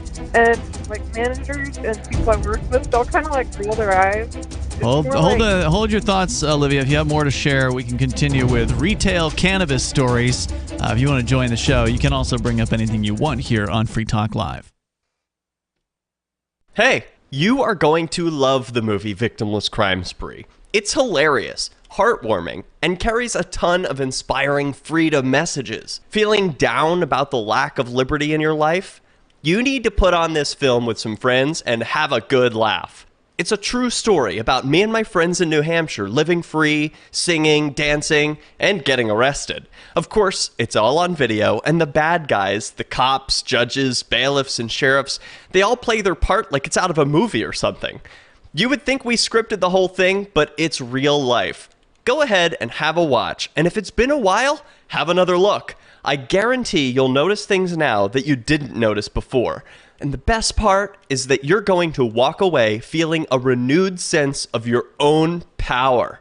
You are the master of your destiny, and you will be free in your lifetime. Victimless Crime Spree. From Feature Story News in Washington, I'm Nick Harper. US Secretary of State Antony Blinken says restoring calm between Israelis and Palestinians is the immediate task, but that Washington will keep working towards a two-state solution to the conflict. He was speaking at a news conference in Jerusalem at the end of a three-day trip to the Middle East, where retaliatory violence between Israelis and Palestinians has spiraled in recent days. FSN's US correspondent Kate Fisher reports. Following a meeting with Palestinian President Mahmoud Abbas, Secretary Blinken said that in the long term, more must be done than just lowering tensions. All sides must take steps to prevent further escalation in violence and restore calm. And so I've asked senior members of my team to stay on in the region and continue discussions on how these steps might actually be advanced. He reiterated President Biden's vision of a solution of two states for two peoples, saying that the US would continue to oppose anything that puts that goal further out of reach. Russia has launched a major new offensive in Ukraine, setting its sights on what could be the biggest gain since last summer. Russian troops are trying to encircle and capture Bakhmut. It comes after US President Joe Biden ruled out sending fighter jets to Ukraine. Under pressure, US lawmaker George Santos has announced he won't be serving on several committees in the US House of Representatives. It comes after he admitted to fabricating large parts of his resume. FSN's Will Denslow reports from New York. George Santos has reportedly apologised to members of his party for being a distraction, and that he'd step down from committees until his name is cleared. The Republican will not sit on the Science, Space and Technology Committee or the Small Business Committee. Santos is accused of lying about his educational background, working on Wall Street, and even his faith. He's faced calls to resign, and a new poll shows that 78% of voters in his district believe he should step down. The death toll from a suicide bombing at a mosque in the Pakistani city of Peshawar has risen to 100. The mosque is located in the heavily guarded police headquarters area. Former US President Donald Trump has sued Washington Post journalist Bob Woodward for publishing audio of their interviews. The veteran reporter interviewed Trump between 2019 and 2020 for his book Rage. FSN's Sally Patterson has more from New York. Donald Trump's team is suing Bob Woodward, his publisher Simon & Schuster, and parent company Paramount for almost $50 million in damages for what they call manipulation and exploitation of audio. It refers to an audiobook released in October last year featuring 20 interviews with Trump, which he says he didn't give permission to publish. But in a joint statement, Woodward and Simon & Schuster said the lawsuit was without merit and that they will aggressively defend against it. From Bureaus Worldwide, this is FSN. Yep, we still do email. Drop your email address in the entry box at freetalklive.com, and you'll be kept in the loop with Free Talk Live.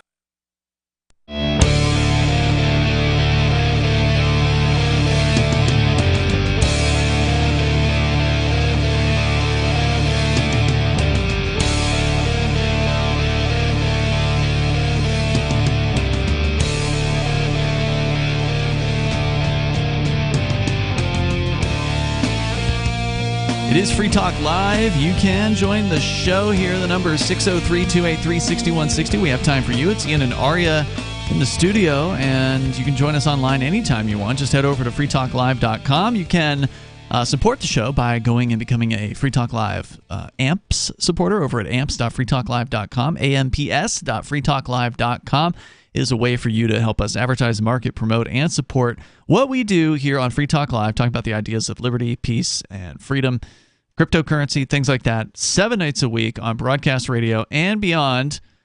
You can join that over at amps.freetalklive.com. We got Olivia on the line in Arizona calling in. She works at a clothing store, a retailer, and you were just kind of talking about your experience working in Texas temporarily. I guess they moved you out there for some reason. And that, of course, is a state where cannabis is still quite illegal. And you moved from Arizona, where they had legalization several years ago, if I recall correctly. And you were kind of telling us some of your experiences there. Yes. So sometimes people come in and they really reek of smoke. And I think back in the day, people used to be extremely scandalized by that. Because I've always had family here in Texas. But lately, people just kind of roll their eyes and they just kind of like laugh it off, like, wonder what he's been doing. Yeah. That's one of the things I miss about like smoking pot way back in the day when I was a delivery driver for a Domino's down in the South, where like I would roll up to a customer's house and like smoke would just billow out of my car. Not quite as bad as a Cheech and Chong movie, obviously, but all I did all night long was drive around smoking pot. And then I would just get out and hand the people their food, and almost universally, dude, I forgot your drink. Really? Yeah. Dude, please don't make me go all the way back to the store. And they're like, all right, man, because I just reeked of pot, right? Usually, whoops, I forgot your tip. Yeah, usually I would be like, all right, I'll just knock the drink off of there or whatever, because I was the driver supervisor or whatever. You could do that. So I was, Okay, I mean, dude, I loved that job. It was so much fun. At the end of the night, we legit sat in the back of the store and smoked pot in the store. Oh, yeah. I mean, and our general manager, our store manager, was the one doing it with us. I believe it. All three of us back there smoking pot every night. I never worked in pizza, but I knew people who did, and I'd seen that happen. I've seen the whole crew go out back and get high together, including the manager. Olivia, was there anything else you wanted to share? Sure. Yeah, everyone knows and loves someone who has or currently uses cannabis. The majority of my family and friends do. I had a medical card when I was in Arizona, and I just want to say it's amazing to me that so many plants are highly toxic that are used in landscaping, and they are not illegal. Plants like oleander or datura, or it's called angel's trumpet, or even rhododendrons and azaleas. These are all lilies. These are toxic plants. With oleander, if bees make too much honey out of the pollen, it will poison you. And none of these are banned, nor should they be. I don't necessarily think, but this plant that literally calms people down, helps them through all kinds of medical illnesses, and it's just fun for some people. It's not personally fun for me. I really did use it in a medical sense, but some people just enjoy it, and what is wrong with that?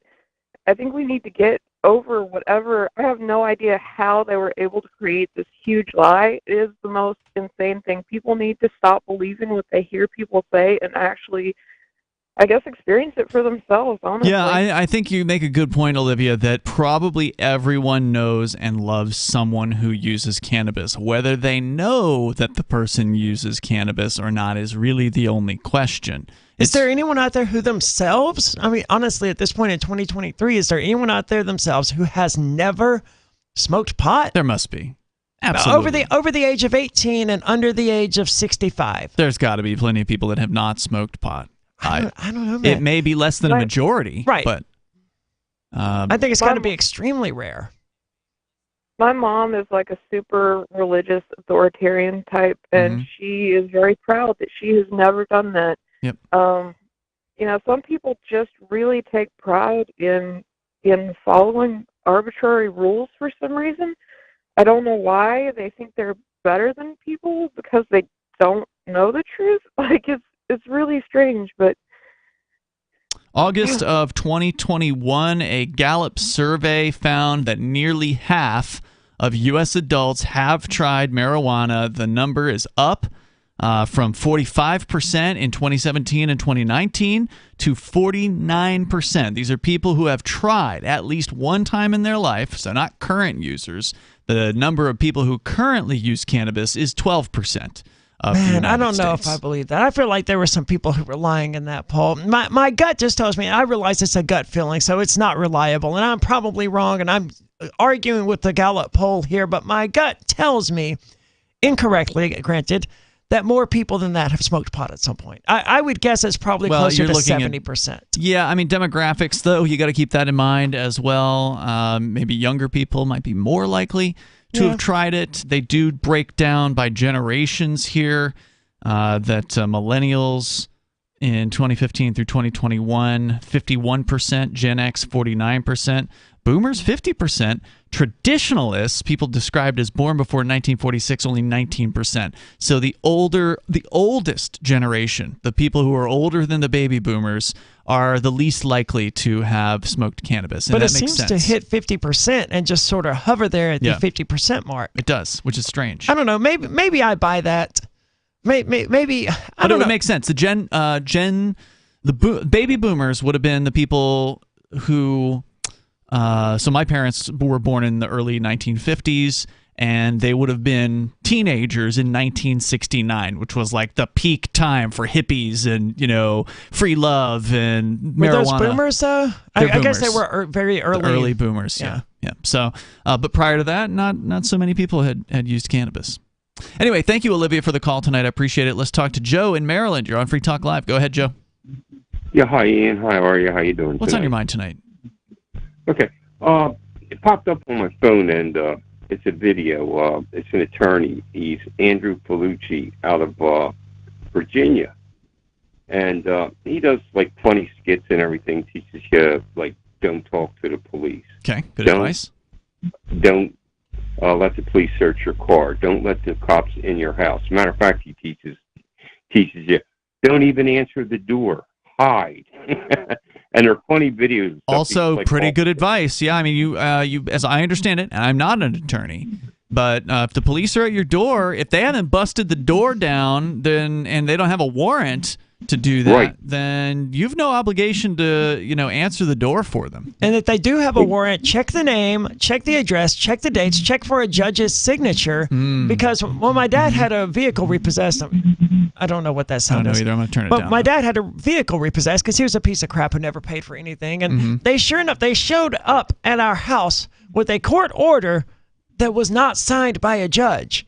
And if my father, despite all his flaws, had not been smart enough to look through this and check for the signature, he would have lost his car.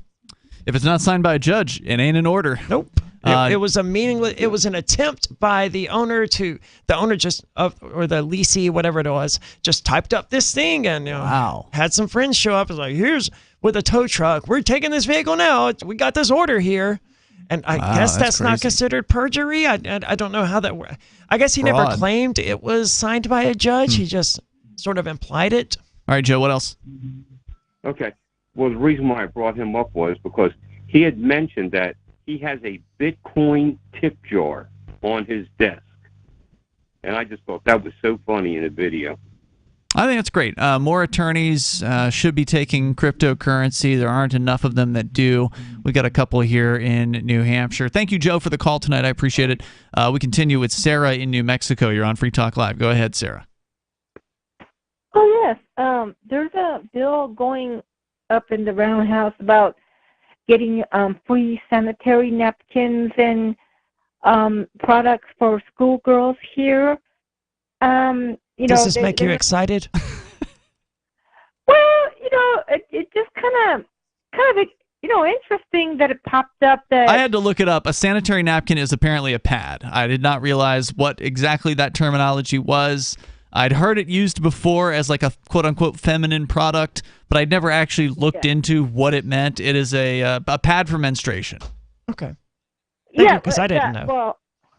Well, the menstruation products will be available that they're trying to pay for so that girls could get it like a soda pop or a snack machine. I don't know if they have to pay for it or what, but I would assume they would not have to pay for it, and I'm totally okay with this. I mean, if the government's going to spend money on stuff, if you're going to force teenagers to be in your school, which is like, day prison. If you're in prison, they got to provide you with a tampon or a pad, so it would make sense that you would get the same thing from the day prison of the government school. So that makes sense. It's just like toilet paper. Imagine going to a school and them saying, "Oh no, we don't provide our students with toilet paper." That's commie nonsense. You got to bring your own from home. Don't bring that commie crap here with your Cottonelle or whatever. No, it's common sense that these basic hygiene products should be provided by the school. It can't really cost that much money. No. And in the grand scheme of things that schools are doing, I can think of a lot more objectionable stuff than giving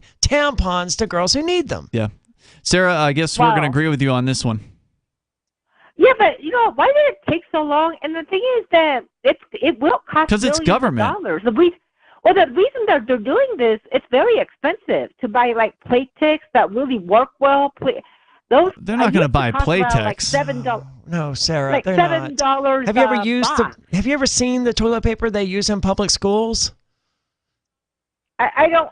You think they're just gonna get the cheapest thing? Yeah, they're gonna get the cheapest thing possible. They're not buying Playtex. They don't need to be buying Playtex either. They don't I agree. It's just a damn pad. Thank you for the call tonight, Sarah. The number is 603-283-6160. If you want the highest quality, get your own damn pads. Otherwise, here's the ones the government gives you. That makes sense. Yeah, I think that's a good middle ground. And, I don't want the school doing any of this. I don't want governments taxing. I would much rather the public school have some sort of fundraiser thing to pay for these things, but whatever. We're going to use taxes for it. I can still think of a lot more objectionable things they could use tax money for. That said, I'm not a fan of it. I don't want the kids to be forced to be there, but... Yeah, I want them to shut the whole government schools down. But in the meantime, if you're going to force somebody to be there, then you got to give them a place to pee, and you got to give them some food and whatever, right? Like you are essentially... they are your ward in that particular case, and you got to keep the ward alive.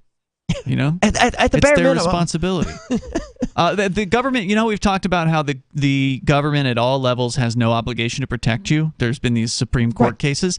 There's an exception to that, and the exception is if you are their ward. If you are in their custody, they actually do have some sort of obligation to, keep you alive, right? Like, they don't do a good job at it. The healthcare in the government prison system sucks. And they, certainly aren't obligated to give you good health care, but they are to some extent obligated to keep you breathing. Yeah, if they see you choking, they are legally obligated to attempt to do the Heimlich maneuver or whatever in order to, keep you alive. Whereas if you're out there choking on the streets, they could legally walk right by you. That's true. Yeah, that's a fact. And I suspect most of them would not, but, when you're in their custody, it's not up to their discretion. We go to David in New Mexico. You're on Free Talk Live. David, go ahead. Yeah, first of all, hello to my friends at the FBI listening in. How you doing, guys? What's on your mind? Gals? Lots of things. How are you tonight, David? Better than you, are you, James? Okay. I don't know. I'm doing pretty great. Man. In fact, my boyfriend told me yesterday that I was smiling in a way that he had never seen before. I was smiling with my eyes, he said. Must have got laid for the first time in a while, huh? Who, me? Yes, David, I never get laid. Never. I can believe that, I can believe that. Just being facetious. Go ahead, David. What do you got? Yeah, Chuckles the Clown in Longview. Don't believe anything or a word that my buddy Chuckles says. Who's Chuckles? Caller from earlier. Chuck. Yeah, my buddy Chuckles. David, how do you have so many disputes with other callers, man? This is new to me. I said my buddy. I said my buddy Chuckles the Clown. He'll fill you in. I don't think calling somebody a clown is generally something that is considered an endearing term. But you also said not to take anything he said seriously. Ask Chuckles the Clown about it if he takes offense. We're not going to bother. If he wants to comment on it, he can. But what else, man? K-Talks. There was an allegation, a credible allegation by a caller into K-Talks, Kotex, whatever you want to call it, maybe Playtex, that and let me interject. God, can you just finish a damn sentence without interjecting yourself? No. You guys need to bump up your IQ so you can follow along at home. So I'm trying, man. I have a neighbor. I'm still back there on Playtext, though. James, no matter how hard you try, you'll never be able to follow along. Never. Okay. All right, goodbye. Yeah, sucks. It wasn't even me this time, David. He didn't have to be dead naming you like that. That's true, he didn't, but it wasn't even me this time, David. I would have hung up on you too, though. So the number 603-283-6160. Just get the damn point out. He just interrupts himself all the time. He's ostensibly calling about one thing, but he wants to talk about 5 other things prior to finishing the sentence about the one thing that he's calling about. I have to admit, that was weird. I don't think I've ever heard someone interrupt themselves like that. That's absolutely... Except for David, because he does it all the time. Yeah, that's absolutely the only way of putting it. I'm used to other people interrupting one another. I mean, and here on the radio, that's more or less how conversations have to happen. But David, honest to God, interrupts himself. Cannot make a straight point.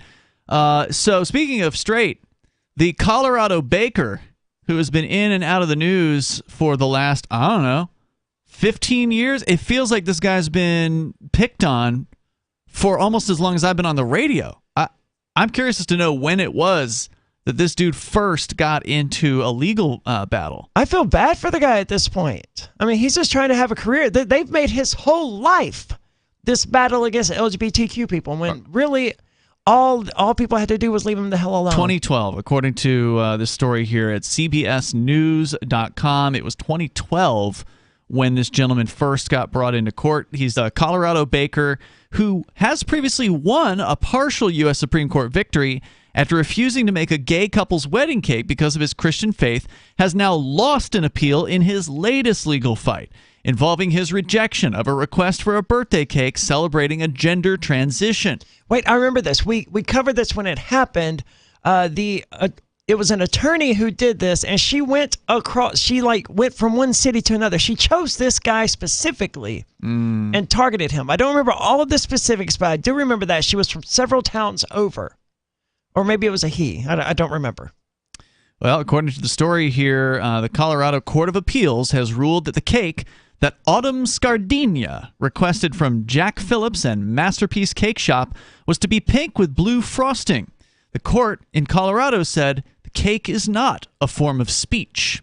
It also found the state law that makes it illegal to refuse to provide services to people based on protected characteristics like race, religion, or sexual orientation does not violate business owners' right to practice or express their religion. That's fundamentally not true, though. He has the right, damn it, to say, no, I don't want to bake you this cake. You don't have the right to tell him he has to use a pink cake with blue frosting. Right. He doesn't, in my opinion, he doesn't even need to mention his religion. No. He should have the right, based on being the business owner, to say, I don't want to make a cake for you. And he doesn't have to tell you why. Now, I think he should be able to. I think he should be able to say, I don't like you trans people. Right. And I don't want you coming in my store. And I don't know if that's how he talks, but I think he should be able to. I mean, why the hell would you want this guy to bake you a cake? I don't know. If I was like, okay, well, why do you want to bake me a cake? And he goes, because I don't like you trans people. All right. Okay, see ya. I don't want to eat anything you have to serve anyway. Right. Like, you're not going to watch him bake the cake, right? You put the order in, you go home, he bakes the cake at some point.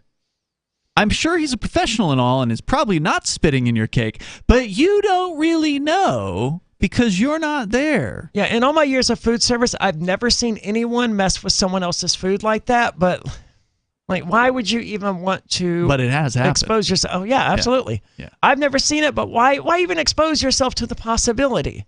Just go somewhere else. Relying on the findings of a Denver judge in a 2021 trial in the dispute, the appeals court said Phillips's shop initially agreed to make the cake, but then refused after Scardina explained that she was going to use it to celebrate her transition from male to female. Right. That was exactly, yes. I was, when I said he, I was going to reference the baker and not the trans person, but She wanted this cake. She described it for him, and everything was fine. She could have just had her cake, but no, she wanted a legal fight. Exactly. She specifically sought this out. She was like, I'm doing to this guy. She knew this guy. Yep. She knew that he was the one from the bake the damn cake thing. She knew. She went to him on purpose. She told him she wanted a cake. She just wanted to make a name for herself. The court said, quote, "We conclude that creating a pink cake with blue frosting is not inherently expressive, and any message or symbolism it provides to an observer would not be attributed to the baker," said the court. No, that's crap, because the lady told him what the symbols meant.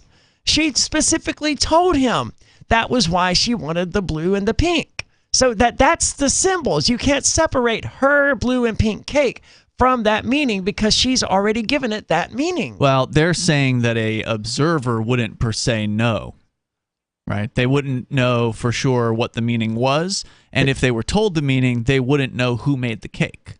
There's a reason I've never worn blue and pink eyeshadow together. I wear a lot of colors together, but I don't wear blue and pink together because those are the trans colors, right? The blue, white, and red. Yeah, that's the trans colors. I suspect most outside observers would know that. I don't know what the trans colors are. Well, it's just red, white, or pink, white, and blue. It's usually more of a pinkish than a red. Well, look, as far as somebody having to associate their name with their views, speech doesn't require that. Like, for instance, you can have anonymous speech. So the fact that by looking at this cake, like, let's say you knew what the colors meant, okay? The person observing the cake knows what the colors mean, understands that this is a transgender reveal cake or whatever it is.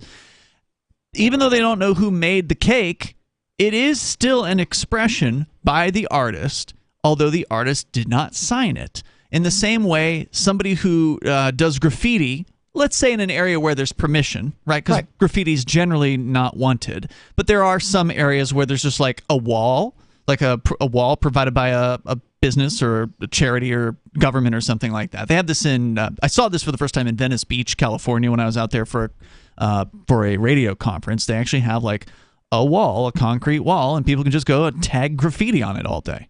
So, like, graffiti just constantly gets put up on this wall. It goes over top, graffiti over top of graffiti over top of graffiti over time. And it's kind of a cool thing, you know, to kind of give people that outlet to create those things. But it's temporary. So you do your graffiti, take your picture, and then, you know, you come back tomorrow. It's probably not going to be there because somebody else has tagged over it. That's nice. Yeah, so it could be something like that. And in the case of graffiti, you don't know who made that graffiti, but it is still an expression by the artist, and they still have the right to express that thing. So his argument that this is a free speech cake is kind of an interesting argument from that extent. Now, that the court disagreed with it, and that's why he's going to probably be appealing in this case. He's right, though. Everything that a person creates is an expression of, is a form of speech. I don't care if it's just baking a cake or if it's rolling a burrito or whatever. There is always a way where you can instill some sort of message in it. He is represented by the Alliance Defending Freedom, and he maintains the cakes he creates are a form of speech and plans to appeal the Colorado Appeals Court. Quote, "One need not agree with Jack's views to agree that all Americans should be free to say what they believe, even if the government disagrees with those beliefs," said their senior counsel. And even more to the point, I don't agree with what this guy says. I think that would be obvious, but I want to know who the homophobic and transphobic business owners are so I can go elsewhere. When you create this world where they can't express it, then you end up being a customer of these places. You're subsidizing the lifestyles of someone who's probably spending some of their money on these Pray the Gay Away organizations or whatever. If they're openly homophobic, if they're openly transphobic, then you can just know to avoid them. I want to be able to avoid them. Phillips was said of, so this is the attorney for Scardina, the woman who brought the case. She says they just object to the idea of her wanting a birthday cake that reflects her status as a transgender woman because they object to the existence of transgender people. So what? He's free. He should be free to have that opinion. In 2018, the Supreme Court in the U.S. ruled the Colorado Civil Rights Commission had acted with an anti-religious bias in enforcing the anti-discrimination law against Phillips. After he refused to bake a cake, the justices called the commission unfairly dismissive of his religious beliefs. But they just keep on harassing this guy over time, rather than just taking their business to someone who supports them or opening their own damn cake shop. which would be the way you handle things in a free market. We'll see you tomorrow night. I'll post it at social.freetalklive.com. On Free Talk Live, we're bringing people to the ideas of liberty every day. From wrestling superstars like Glenn Jacobs. You guys really are having an impact, I believe. Like I said, a lot of where I am now is due to listening to Free Talk Live. You changed my mind on some very important issues years ago. To random people tuning in on the radio. I was kind of stuck in the left-right paradigm. I heard your show by chance on a Saturday night. From there, I went on, joined the Free State Project, and become an amplifier. So, I mean, that's really the reason why I amp is because I know that